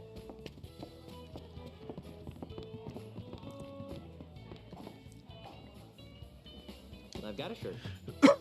They've got my name on them. Just like my underwear. Just like my underwear. This spending the evening getting off-cast retro achievements on a couple of sports games, the PS1 sports port of NFL Blitz, and a game on the NES titled Bad News Baseball. I remember Bad News Baseball by Tecmo. Also love ridiculous fan fiction, but only read 25,000 plus word ones or more. Good lord.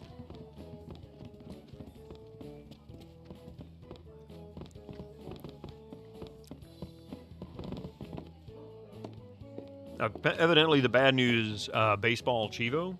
Oh, we got ads kicking in here in a second. Just realized what time it was. Tecmo's lesser-known sports title, yeah. Ladies and gentlemen, madames and messieurs, brigands and wenches. All right. Welcome to Planet Threepwood, the piratiest place on Earth. Step inside and sample our fun-filled, genuine pirate cuisine. Prepared by... The YA book is actually really good, by Dennis O'Neil, very rooted in realism. One of the comic writers of Nightfall. Oh, really? Okay. It was a four-series crossover. Read a fanfic that was Otacon. Well, let me be right back. Give me just a few minutes here and these ads to roll through, and then we'll continue this conversation. You guys keep chatting. I'll be right back, though. See you in just a few.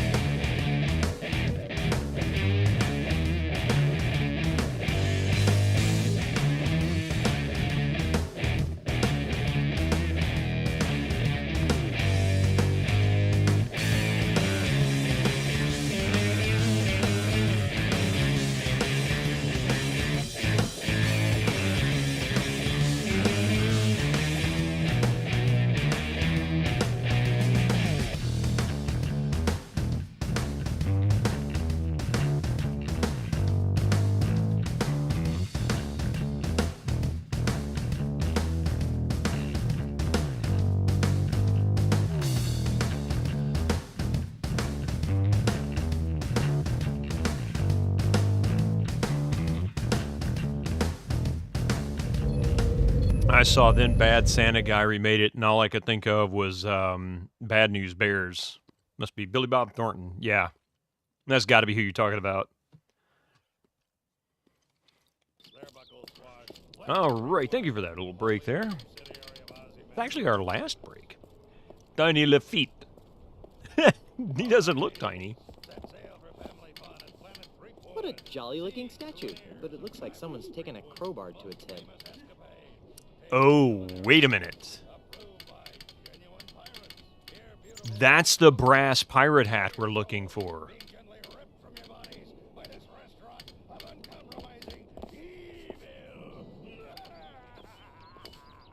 Tiny Lafitte. Cuius Prida Est? Dang it. More Latin. Now I wish I'd bought that Latin for Scummies book. Latin for Scummies. What a jolly-looking statue, but it looks like someone's taken a crowbar to its head. Pardon me. Yes? What kind of pirate are you? What kind of a pirate are you? A pirate? Moi? Heaven forbid, old bean. I'm just a humble tourist. Nice to know. Berman made amends for his staff's transgressions. Wait, what? Oh, found a quote by Rick Berman himself. Gates McFadden was fired at the end of the first season because of head writer Maurice Hurley. He had a real bone to pick with Gates and didn't like her acting. Berman brought Gates back for the third season after Hurley left. Oh! That's actually good to hear, because I know Rick Berman was... I've heard stories, like he wasn't necessarily the favorite. Maybe he was liked by some, but not most. I don't know. If I were Rick Berman, Chad, I wouldn't let my subordinates commit sexism in the cast. That's for sure. Huh. You're pretty brave for a tourist. Most tourists would steer clear of pirate-infested islands. Normally, you'd be right. In the past, I've avoided islands like Jambalaya because of their pirate problems. But my tour guide assured me that Jambalaya has been scrubbed clean of its more undesirable pirate elements, if you catch my drift. That's funny. So the plaque says, Cuius Prada Est, which translates to whose booty is this? That's pretty good. What would you say if I told you that I was one of those undesirable pirate elements? You? Don't be so hard on yourself. You may be a little smelly, and your manners could use some improvement, but you're not even 1/10 as vile as one of those rapacious brigands that used to roam this island. I think I've just been insulted. I mean, I didn't have any problem with the Star Trek from that era, of course. I mean, Deep Space Nine and TNG were fantastic. I only watched a couple episodes of Voyager, but I was kind of getting out of watching primetime TV by the time that aired, so I never really watched that beyond those episodes. Can't say I had any problem with the series from those two episodes. But I remember in the 90s, quite a few of my Trekkie friends were never really that happy with Berman at the time. Like, they felt that he was deviating from Roddenberry's vision or whatever, especially after Roddenberry passed. So, I mean, it's opinion, of course. Whether he was or not the best thing for Star Trek, I guess, would be the eye of the beholder. I thought he did fantastic. I thought it was great overall. But I'm also not a Star Trek aficionado either. No, really, I am a grog-swilling sword. It was disappointing. Well, I hadn't seen it, so. Whatever you say, old chap. Really? Berman didn't become executive producer until season 3. Hurley was his boss, co-producer before that. Ah, interesting. The plot thickens. Fans getting mad that a human isn't the exact replica of another human. No, really, I am a grog-swilling sword-waving reprobate. Honest. Whatever you say, old chap. All right, let's see. That's a great ensemble. Isn't it, though? My wife picked it out for me. It looks like a produce cart exploded on your arms. Do you know where I can find the pieces of the ultimate insult? Is that a fruit-flavored drink over at Planet Threepwood? No, it's a dangerous voodoo talisman of inexplicably soul-crunching power. Its pieces are supposed to be somewhere on Jambalaya Island. Ooh, a scavenger hunt! How thrilling! Maybe I can help. What do the pieces look like?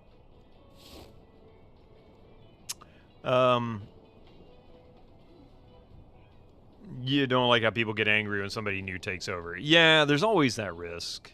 In fact, you know, sometimes shows don't like to replace actors or actresses or key people because of that very reason. Mystic, what are you doing? This is nothing. Hi, Mystic. You're so precious. He wants up on he wants up on my desk so bad. Come on. You can do it. Okay.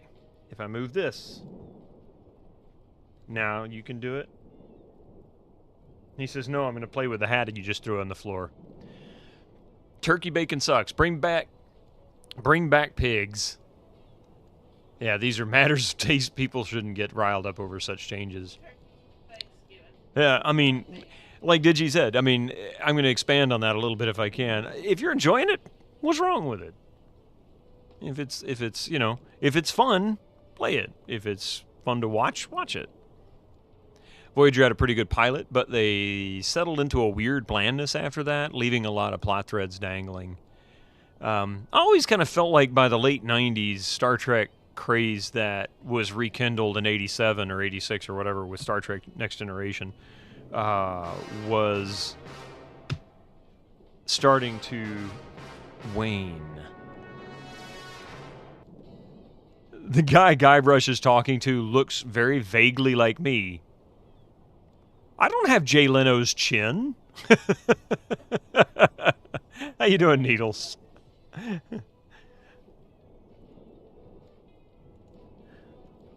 Let's see here. Oops. How you doing, man? It's good to see you. And if you're not enjoying it, then move on. No need to tell us how much you hate it. See? You got it. It's exactly it. If more people could learn that philosophy, we'd have a much happier society. Just in general. Here's Kitty Cat. Hey, Mystic. Here's the Mystic. He says, what? Can I help you?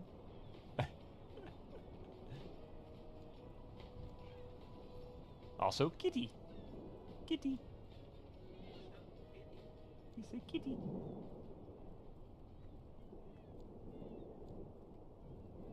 He's looking for stuff to get into. He says, oh, look.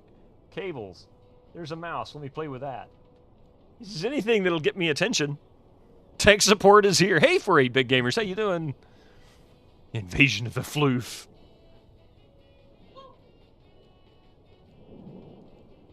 You're always surprised how many people on Mastodon feel the need to tell me they don't like my posts, who I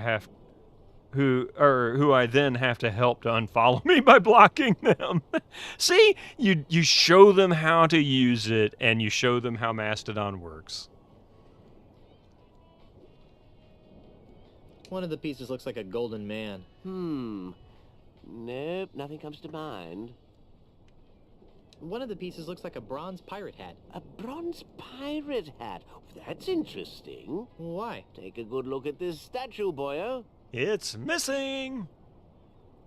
In your old neighborhood, there was a long-haired dog, a giant mastiff, and one day someone cut its fur and just left a lion's mane.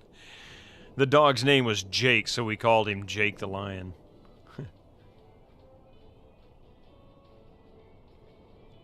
Do you really think the bronze hat I'm looking for? Yeah, Mastodon's still around. Well, that'd be my guess.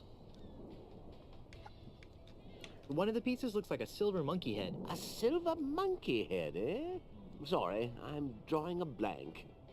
Okay, so... Just about enough talking about the ultimate insult for now. Fair enough. Yeah.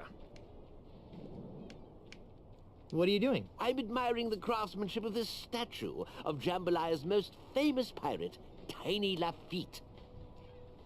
What made Tiny so famous? He was the friendly pirate of Jambalaya Island. He robbed from the bad and gave to the nice. And he always said please and thank you. Twice. He's the perfect symbol of the new, non-threatening Jambalaya Island. Was there really a Tiny Lafitte, or was he dreamed up by someone's marketing department? Oh, he's real, all right. I hear his son lives across the bay or nothing at all.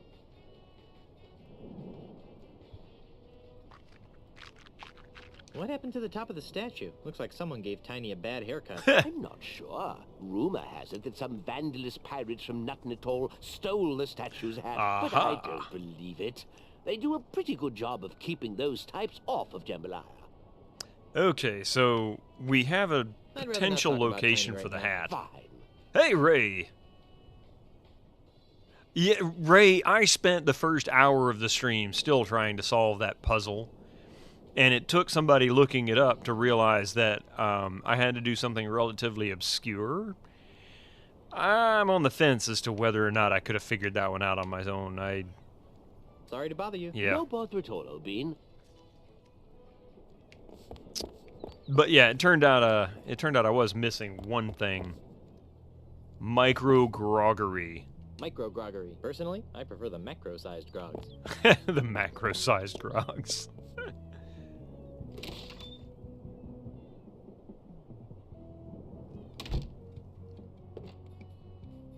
Welcome to the finest micro-groggery in town.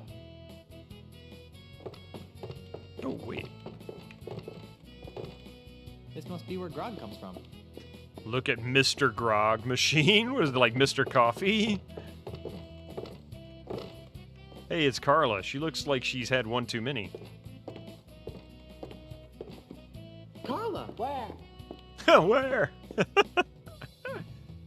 What do you think you're doing? What does it look like I'm doing?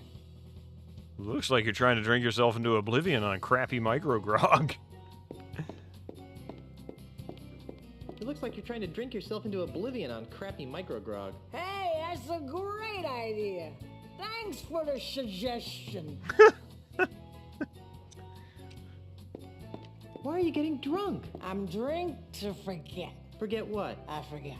Are you trying to forget Monkey Island? That's it! I'm drinking to forget all the time I spent stranded on Monkey Island. Thanks for reminding me. Now I'll have to start drinking all over again. Sorry. Guybrush strikes you as the type who'd struggle to get through half a pint. Yeah. Drinking isn't the answer, That's Carla. very true. That depends on the question, doesn't it? Want to help me find the pieces of the ultimate insult? I'll tell you what, by gosh.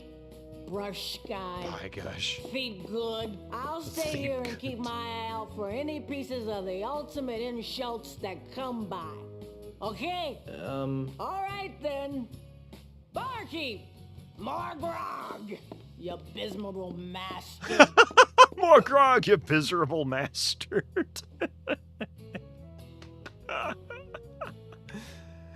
Needles, by the way, if you're still in stream, Metro Last Light, how are you finding it? Oh, there you are. How are you finding it? It's one I've had for years. I got it free, I think. I don't remember how I got it. I know I didn't buy it, but I'm pretty sure it's in my Steam account.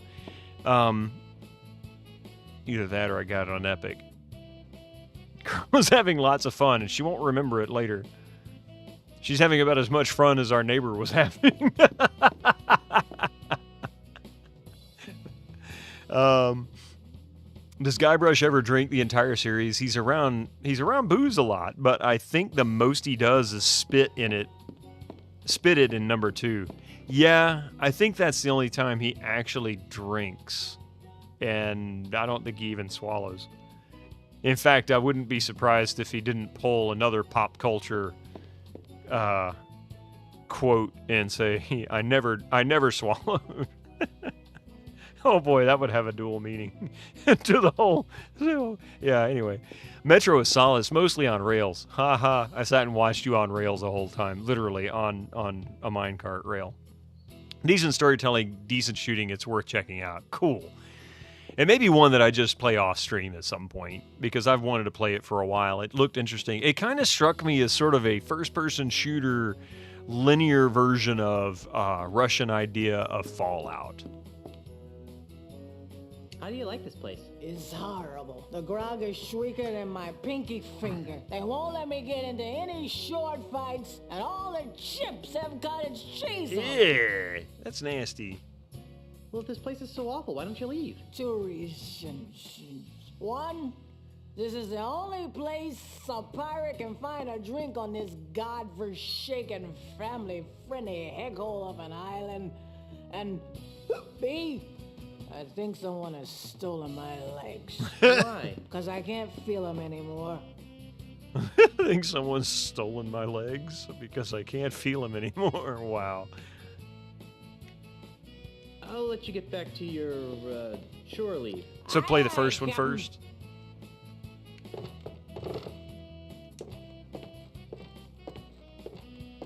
Hi. Howdy. What can I do you for? I'd like a drink, please. You got some ID? No. Well, then I can't give you the good stuff, but I can give you this new low inebriation grog-like beverage. It's called Grog Junior. Grog We developed Jr. it here in our micro groggery for people just like yourself. It's got just enough alcohol in it to stun a skinny parrot. Well, what's the point of that? Here, try some and tell me what you think.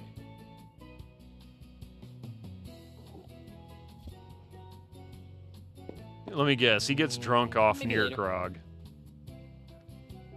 Wow, he just sticks it in his pocket. Okay. So, how's business? It's great. This is the only place in the entire Tri-Island area that people can come and get gourmet, freshly distilled grog. People come from all over to sample our 65 different variations of grog and grog byproducts. These include Snoot Groggy Grog, Green Grog, Dangerous Snoot Dark, Groggy Siren's Urine, Grog. named for its color, not contents. And of course, our award-winning Stale Ale. Every grog we have is distilled lovingly and individually by members of the Micro Grogger family. What about just plain old-fashioned grog? What are you, some kind of unsophisticated hick? Metro's very good, but it's very much about survival and about challenging you. Stale ale, yep.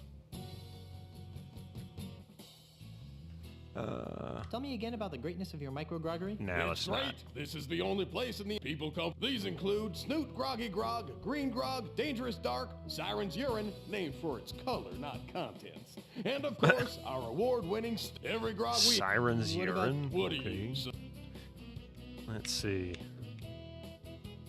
So, what is that thing over there with a saddle on it? That, my friend, is the menacing mechanical manatee. The heck is the What manatee? the heck is a manatee? The manatee is a marine mammal that grazes on seagrass and other plant life in shallow waters. They are typically 9 to 10 feet long and weigh about 1,000 pounds. That doesn't sound menacing at all. Sounds more like a swimming cow. It is. Will you try to snatch the grass out of a manatee's mouth and see how menacing it gets? What is this mechanical manatee here for? Well, mostly for entertainment. But as a promotional special, we're currently giving away a Planet Threepwood coupon for a complimentary monkey mug meal to anybody who could ride the manatee at the highest setting. Manatees got internet trendy? I didn't know that.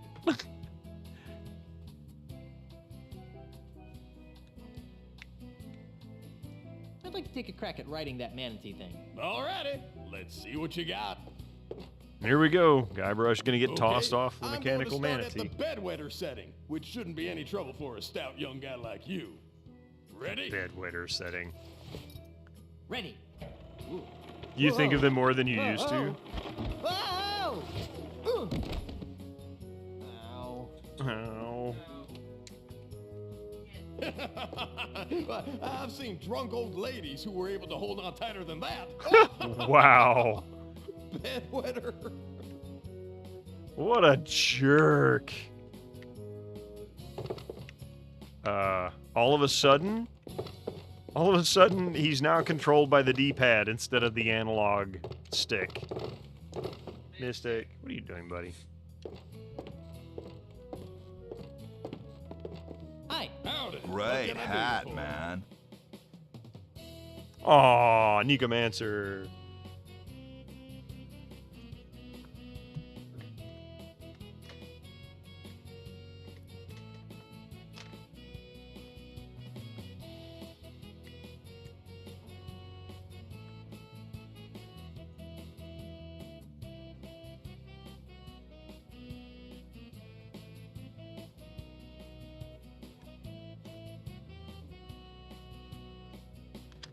I am now labeled bedwetter.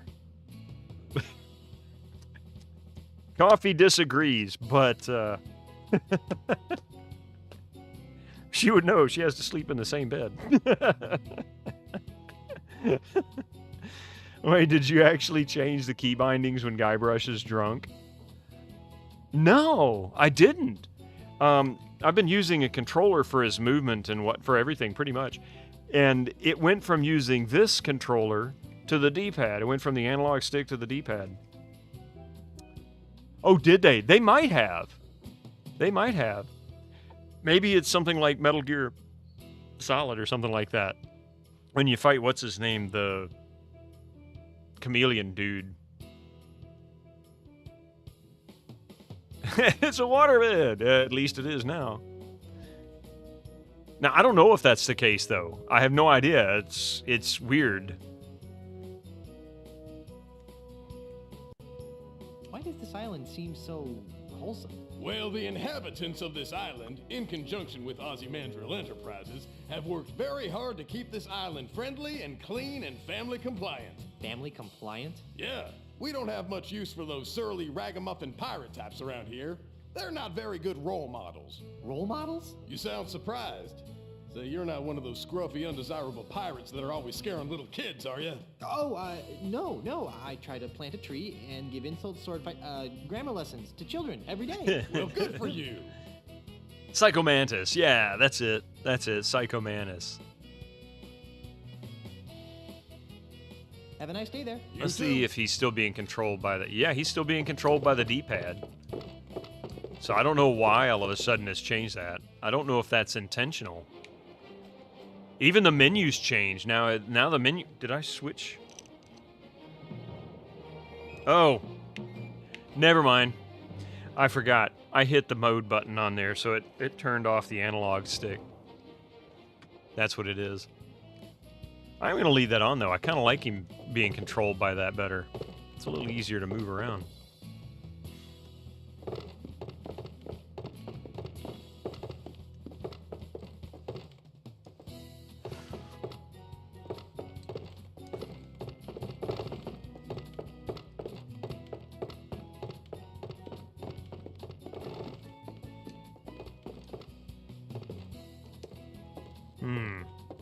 So much for brilliant game design. I mean, I would have been impressed if they did that. I'd be like, all right, they tried to do something with the controls.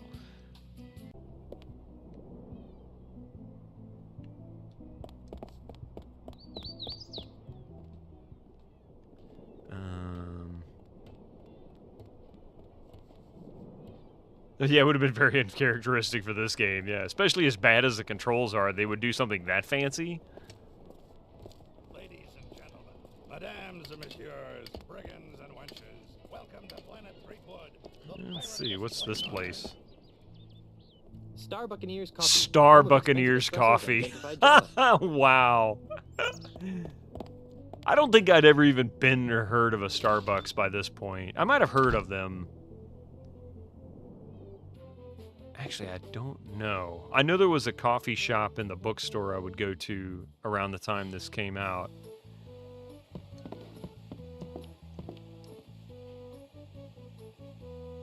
It's the machine that dispenses all the Starbucks. The cappuccino machine.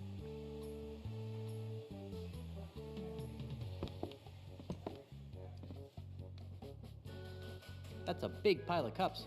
I can't reach them. I can't reach them.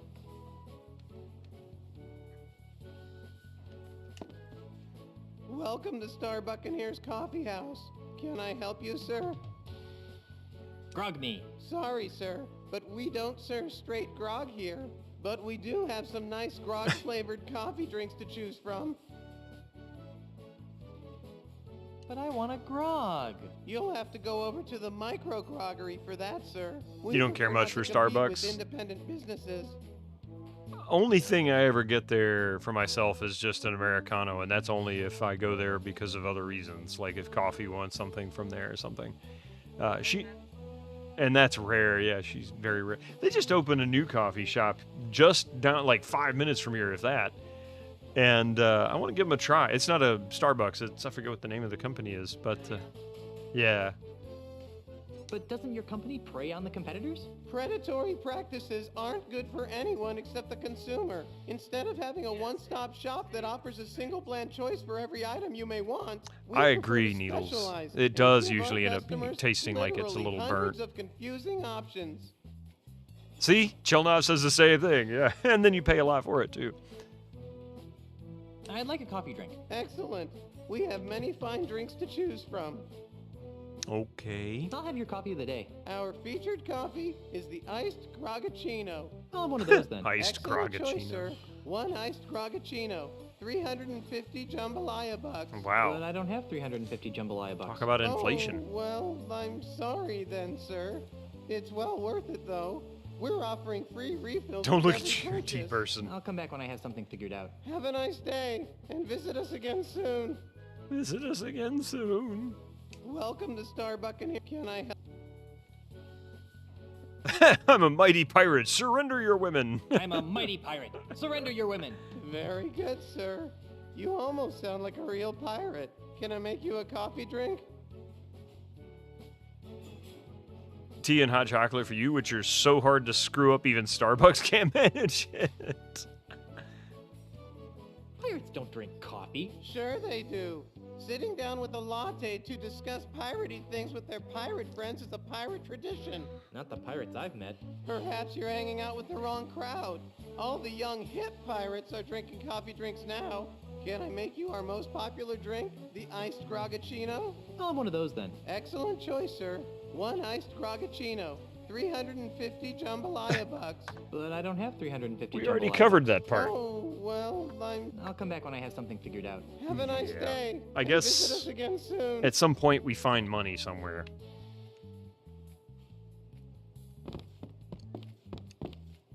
It's a ship riding a wave out of a big coffee cup. How cute. In a corporate retail sort of way. I think it's pretty much... That would look great in the backyard, but I don't think Elaine would agree. No, it's bad luck to open a small bucket of Star... I sure don't want a trendy, overpriced Star Buccaneers umbrella. I've never even seen it rain in the Tri-Island area. That's true. I've never seen it rain in Monkey Island either. Touristy stuff mostly. Lots of coffee and a Star Buccaneers logo coffee cup. Ooh. I think she'll notice if I try to take the whole bag. It's an overpriced, trendy mug with the Star Buccaneers logo on it. There's a sale on coffee beans. Oh my word, really? Guybrush! My mistake. You almost gave me a heart attack. Guybrush, really? I can't believe you did that. Pardon me. Yes? Isn't it a little dangerous to be vacationing in pirate-infested waters? I'll say, somehow I got ripped off. What? Some scummy pirate weasel must have swiped my coffee mug from my shopping bag. Can you believe it? Oh, no. And this place is supposed to be pirate-free. Oops. Baby, that outfit is making me hungry. Don't get fresh, local boy. Sorry. She's wearing a skirt that has carrots all over it. Do you know where I can find the pieces of the ultimate insult? Is that a new kind of frappuccino maker? No. It's a malevolent voodoo talisman of gut-wrenching power. And I'm trying to stop an undead evil pirate from assembling it. Ooh, that sounds exciting. What do the pieces look like? Oh, is she gonna tell us the final one where the monkey head is? It might have been. One of the pieces looks like a golden man. Oh, you know, What's I that? believe the local cliff diving competition Oh. has a trophy that looks like that. Really? I think so. There was a picture of it in the travel guide. Wait a minute, say it again? Oh, wait. So you think the golden man might be the diving trophy? That's what I remember from the travel guide. Ah. One of the pieces looks like a bronze pirate hat. Nope, can't think of anything. Are the carrots highly stylized palm trees? I don't know. It could be, but it looks an awful lot like a carrot to me. Maybe it's a joke. Maybe it's a dual joke. Supposed to be... I don't know of many orange palm trees. And we have a few in our yard. One of the pieces looks like a bronze pirate hat. Nope, can't think of anything. One of the pieces looks like a silver monkey head. A silver monkey head, huh? Sorry, I'm drawing a big old blank. Sounds exotic, though. If you find the shop that sells them, let me know. I've had just about enough talking about the ultimate interest. I have massive carrots in our yard, yeah. What are you doing? I'm picking up some Why bags of not? this absolutely fabulous Star Buccaneers coffee. You just can't get coffee like this at home. Of course you can. There are thousands of Star Buccaneers. Yeah, but these have Jambalaya Island stamped on them. My friends at home will be so envious. I still say that coffee is coffee is coffee. Well, of course you do, you poor Massive unsophisticated Carrot was pirate. your wrestling People name. seem to appreciate what they have. I'll just be on my way. Ta! Okay, so we picked up a few things here. We've got a Star Buccaneers coffee mug. We've got Wimpy Grog. We have a Guybrush caricature, which is actually quite humorous. And then all the rest of this crap that we've picked up. Oh my god. I don't know if anybody noticed this or not, but that's supposed to be a prosthetic butt. However, it suddenly reminded me of something.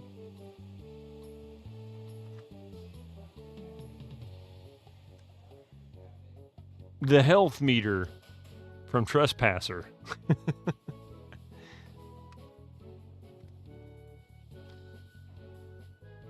He's full of beta killer teen. And here he is with the chair. Okay. Hang on a minute, let's see.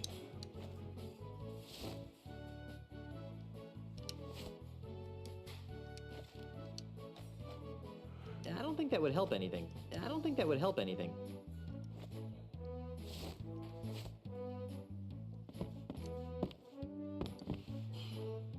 Wow.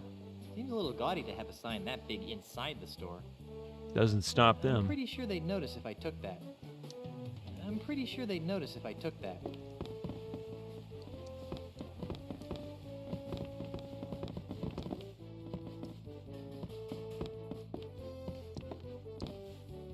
Ooh. It's a tray full of mini bagels with some kind of weird pasty goop on top. That goop you are referring to is Star Buccaneer's own Schmear Whiz. Schmear A wonderfully Whiz. delightful blend of artificial cream cheese and salmon lock bits with the convenience of a spray-on can. Ugh. Great. We're That giving sounds away free nasty. samples today as a promotion, so please help yourself. Well, here goes nothing. Oh. Good gravy, that tastes horrible. Oh my god, what? Eat juicy wad of chewed up bagel chunks and Schmear Whiz. Why? Use juicy wad with cappuccino machine. Buccaneers counter clerk. Juicy wad with free. Those bagels already look like they have vomit on them. Ugh, nasty. Sir, I'm not sure what you're doing, but I'm sure it's against company policy. What? No. The last one I tried was really gross. What was against company policy? I don't think that would help anything. I don't think that would help anything. I don't think that would help anything. I don't think that would help anything. I don't think that would help anything. I don't think that would help anything. All right. So, oops.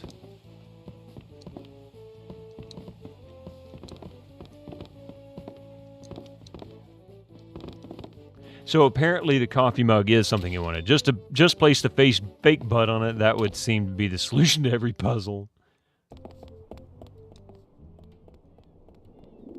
All right. So Set sail for family fun at Planet let's Threepwood. go See this souvenirs way. of Guybrush Threepwood's most famous escapades.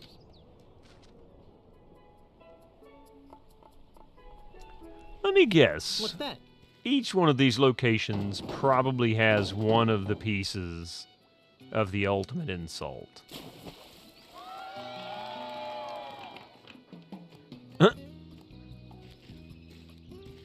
Oh, God. Whoa, nice dive. Thank you, my friend.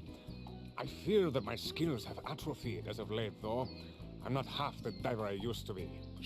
That was one of the best plank dives I've ever seen. And who are you that would take such pains to flatter an aging plank diver? My name is Guybrush Threepwood. I'm a mighty pirate. Ah, a pirate. It's rare to encounter a genuine pirate on Jambalaya Island these days. So I noticed. Well, Mr. Mighty Pirate, my name is Marco de Pollo, and I am the greatest plank diver in the world. Marco of Chicken?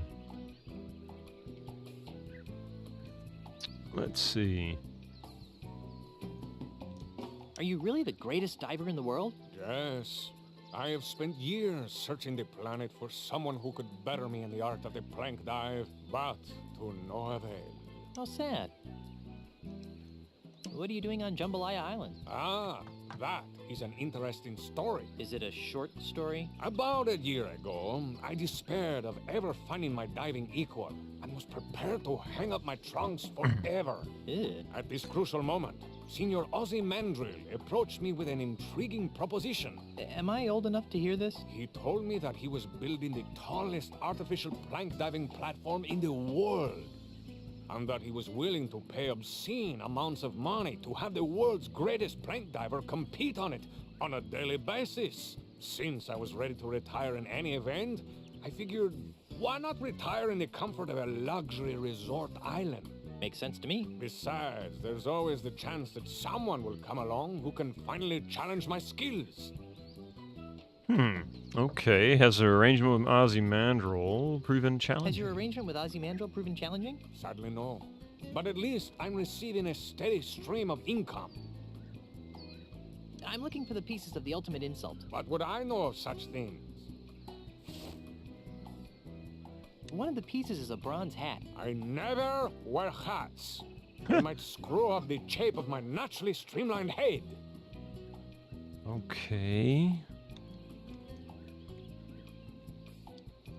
One of the pieces is a silver monkey head. I'm sorry, but that doesn't ring a bell.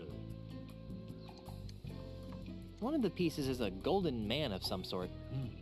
How peculiar. The solid gold Oh, that's right. She did say... Some sort. It's over by the judge's table. Yeah. Okay, so this is where one of... Yep. I think Perhaps my theory you're might not be the right. best person to ask about the ultimate insult. Perhaps not. Okay.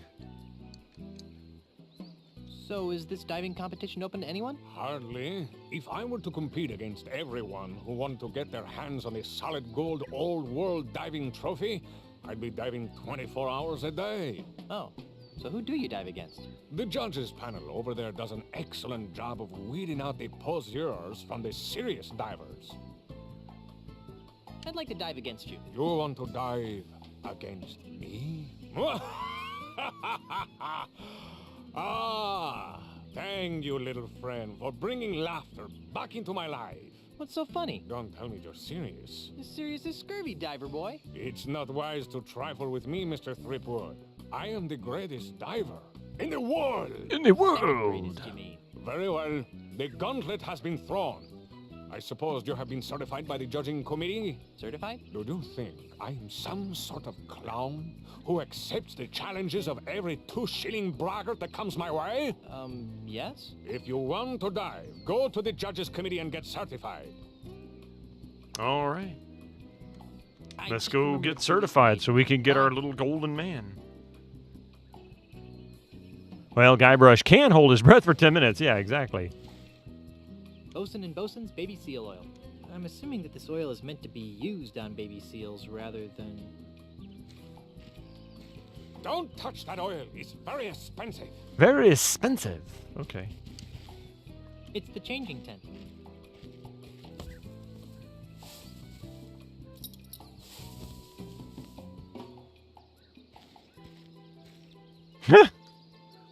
Okay, nice pants there, Guybrush. Oh, wait. Darn it. Get in there and change clothes, Guybrush.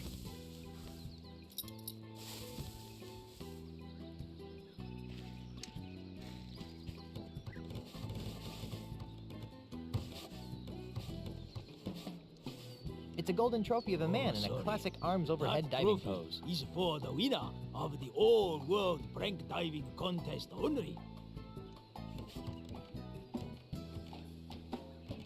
Excuse me. Hey, little dude. What's up? What's up? What's going on around here? We are the judges for Jambalaya's all-world diving contest. Actually, it's more like a free-for-all than a contest.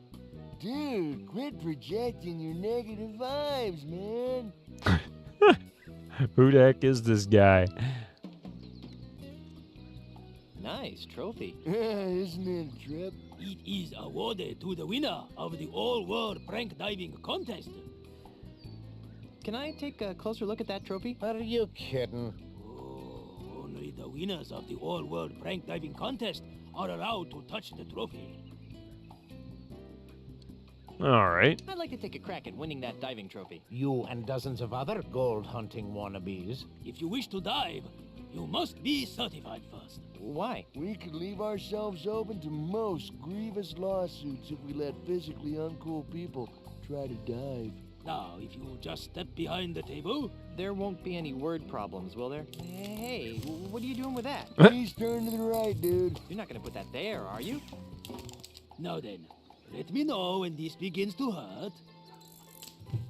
Ouch! I think that hurt.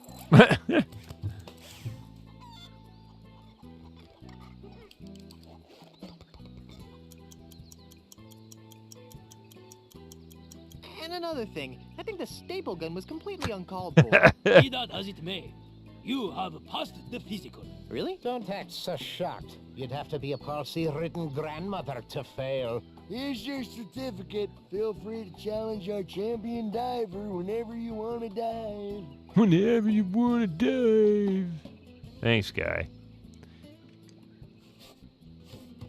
Let's go talk to this Joker. Come here, Marco Polo.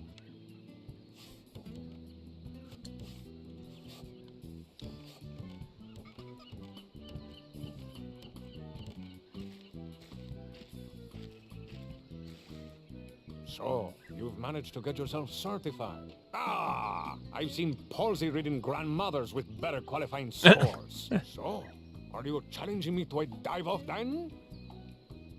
You better believe it. Then, prepare to be humiliated, Mr. Threepwood.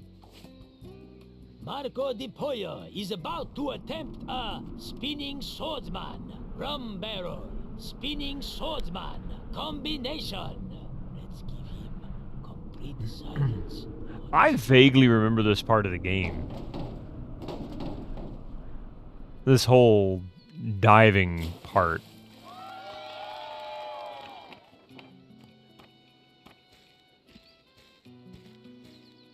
The plank is yours, Threepwood. I don't remember exactly how this worked, but I still remember this.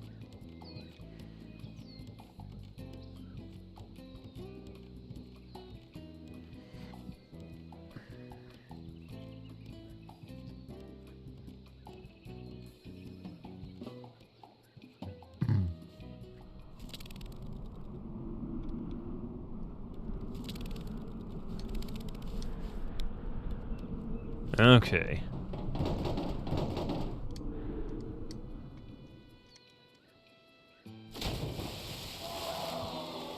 Darn.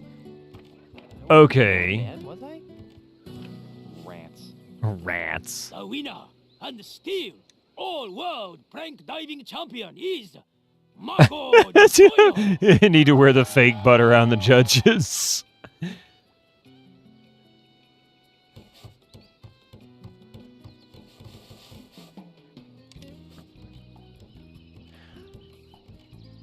Okay. Maybe it might help. I'm back. So I see. Maybe I need to match Marco Di Pollo.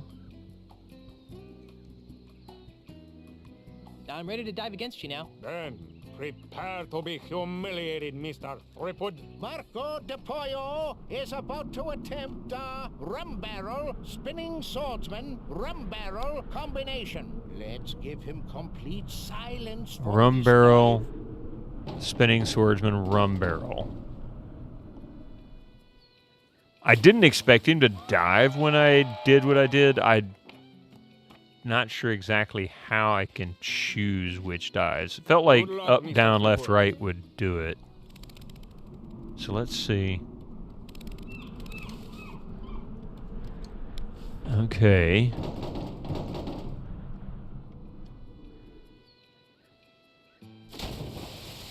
Nice dive. Darn. I wasn't that bad, was I? Yeah, you were pretty bad. Rats. Rats. Oh, here's a fix-up.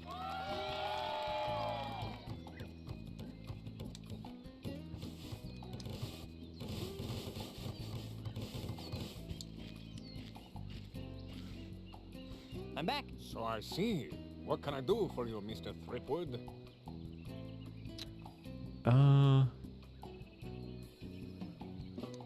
did you get into plank diving anyway? Ah, that is a story rife with melancholy. Are you sure you wish to hear it? Are you kidding? I love stories rife with melancholy. Very well. It begins with my father, Count Francisco Alvarez de Pollo.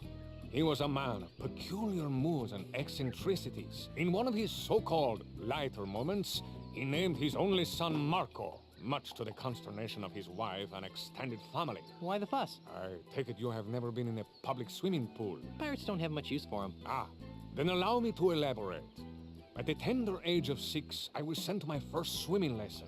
Oh, how I happily splashed about, taking to the water like a worm to dirt. Suddenly, someone shouted my name. Marco! I turned to see who it was.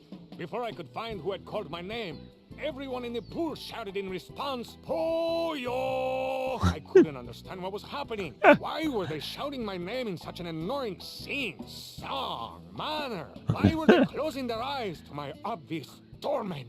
I tried to get them to stop, but they just kept chanting my name over and over again. Marco Pollo! Unable to tolerate it any further, I climbed to the highest diving board in the pool and cannonballed into the center of the taunting masses as I hit the water with a resounding splash. The haunting chants of my classmates finally gave way to comforting screams of terror. What a horrible story. Yes, but at least I gained a lucrative career out of my childhood drama. Yeah. All right. I'd like to dive against you again. Again? Are you some sort of masochist? I don't know. You some kind of chicken? Oh, fine. Just remembered you asked for this humiliation. Marco de Pollo is about to attempt a alpha monkey, spinning swordsman, keel horn, combination. Alpha monkey, spinning swordsman, keel horn.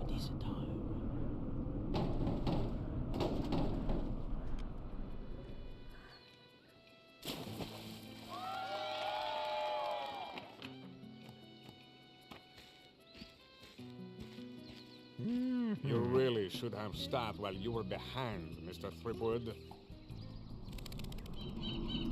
Alright, let's see here. If I can maybe...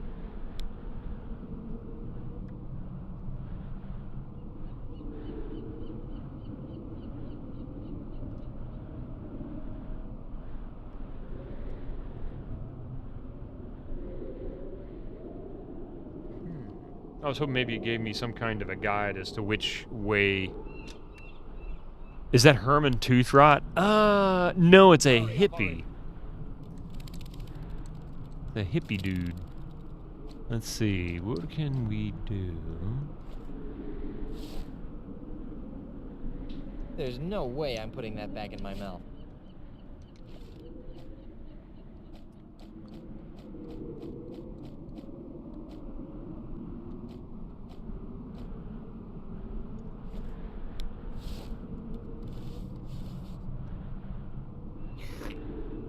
Ugh, gross. I don't know if that does anything or not. I don't really understand what that's about.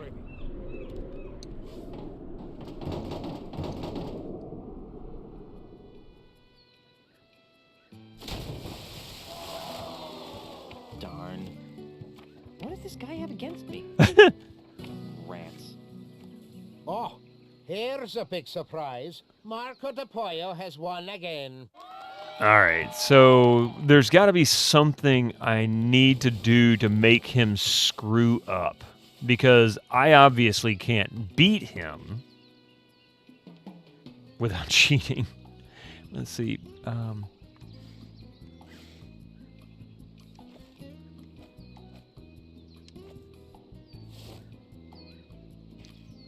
Hey, look, over there.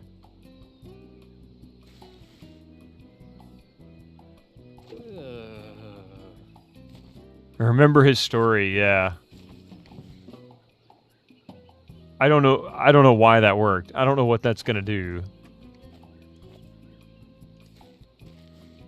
I'm back. So I see. Some What can raw I do pollo for in you, his Mr. lunchbox. Threepwood? I did something to the baby seal oil that I guess he uses because it's very expensive. Again? Are you some sort of masochist? I don't know. You some kind of chicken? Oh, fine. Marco Alright, let's de get to it. Pollo is about to attempt a spinning swordsman, rum barrel, keel horn, combination. Let's give him complete silence for this time.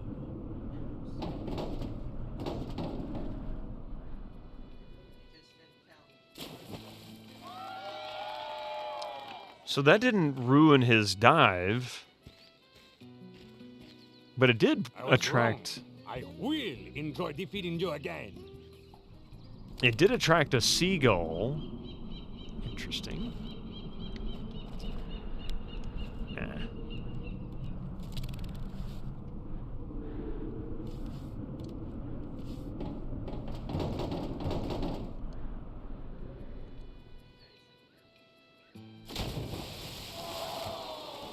Darn.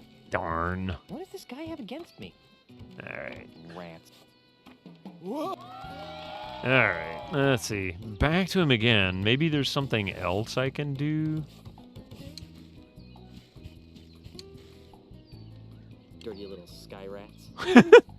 Seagull, dirty little sky rats. Nope. That bird would steal it from me. Yeah, it would. There's nothing in it.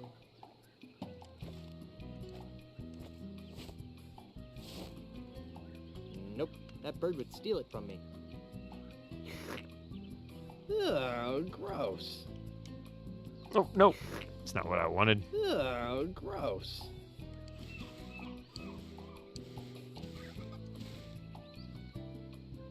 Those things really don't go together. No, not at all. Maybe I'm missing something. Well, hi, Mystic. That was rather dramatic. No, you don't need to mess with that. Can I help you, Mystic? So yeah, the Marco Pollo story, but the problem is I can't do Marco Pollo. You can't seal oil the diving board, can you? No, I tried picking it up. He wouldn't have anything to do with it. He wouldn't let me. He says it's very expensive. Come here, buddy. Come here, you big floof. Yeah, you big floof. He says, no, I don't want to be up here. I want to be on the desk.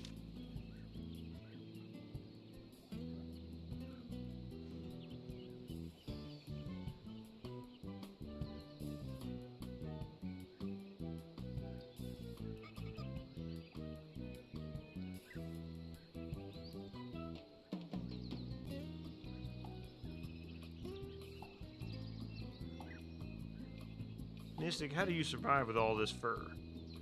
Isn't this heavy? Isn't this like half your weight?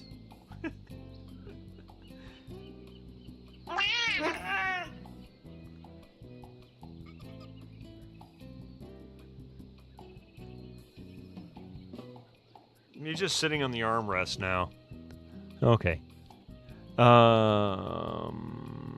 Do I not have what I need here? Let's talk to him again. I'm back. So I see. What can I do for you, Mr. Threepwood?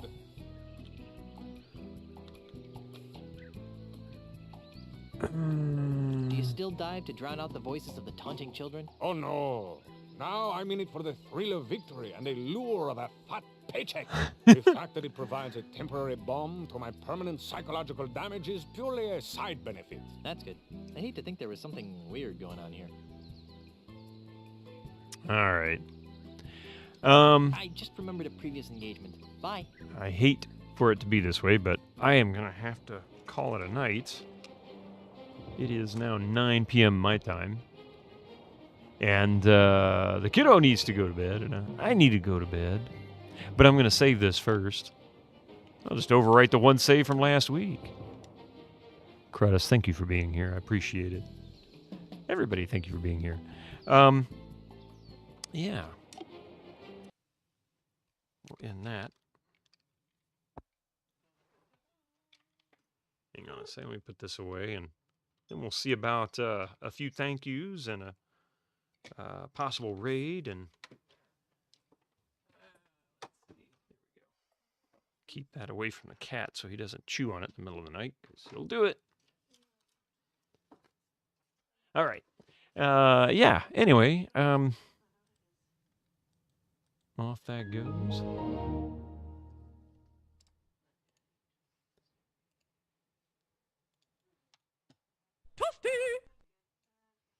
Thank you, Rev Brown. I think we made a lot of progress, or I got quite far into this today. I don't know how much is left, but it's clear I made quite a bit of progress, so I'm happy to see that. Who is streaming? Is she actually got live gameplay of it? Oh, she's still doing artwork on it. Okay. I hope this comes out this year. I forget when she said it was due. I'm thinking the game, The Crimson Diamond, for those who aren't familiar. The Crimson Diamond is a fan-based game. And now we've got ads. And I'm seeing unstable on my Twitch dashboard. Why is it saying unstable? It's looking good. I haven't dropped any frames. I think I need to restart this router. Anyway, I'm going to let these ads kind of roll through for a second. But if you haven't checked it out, the Crimson Diamond, there's a demo available on Steam. And yeah, it's very much inspired by the Colonel's Bequest and other Sierra point-and-click adventures from the late 80s, early 90s. Mostly the late 80s, I'd say. And probably a few others. But anyway, A Maple Mystery is the artist behind all of this. She's creating this game, and it's fantastic. She's currently working on the art. And I'm really thinking, let's raid her. Why not? Maybe we'll hear a little bit of history about what's going on here. And I haven't raided into her stream in a long time.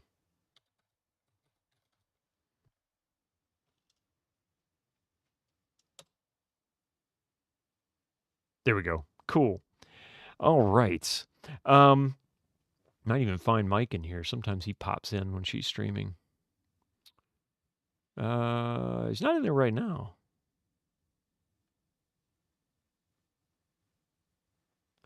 Looking to see who all's in there. Yeah. Anyway, thank you all for being here today. I really appreciate it. First and foremost, Michael, thank you for that raid. Frazwar for that huge raid as well. You guys rock. If you're not following either one of them, you should be. So many great folks today. Rev Brown, thank you for the 100 bits. Tony, thank you for the watch streak and the 33 months. I will see you guys really, really soon.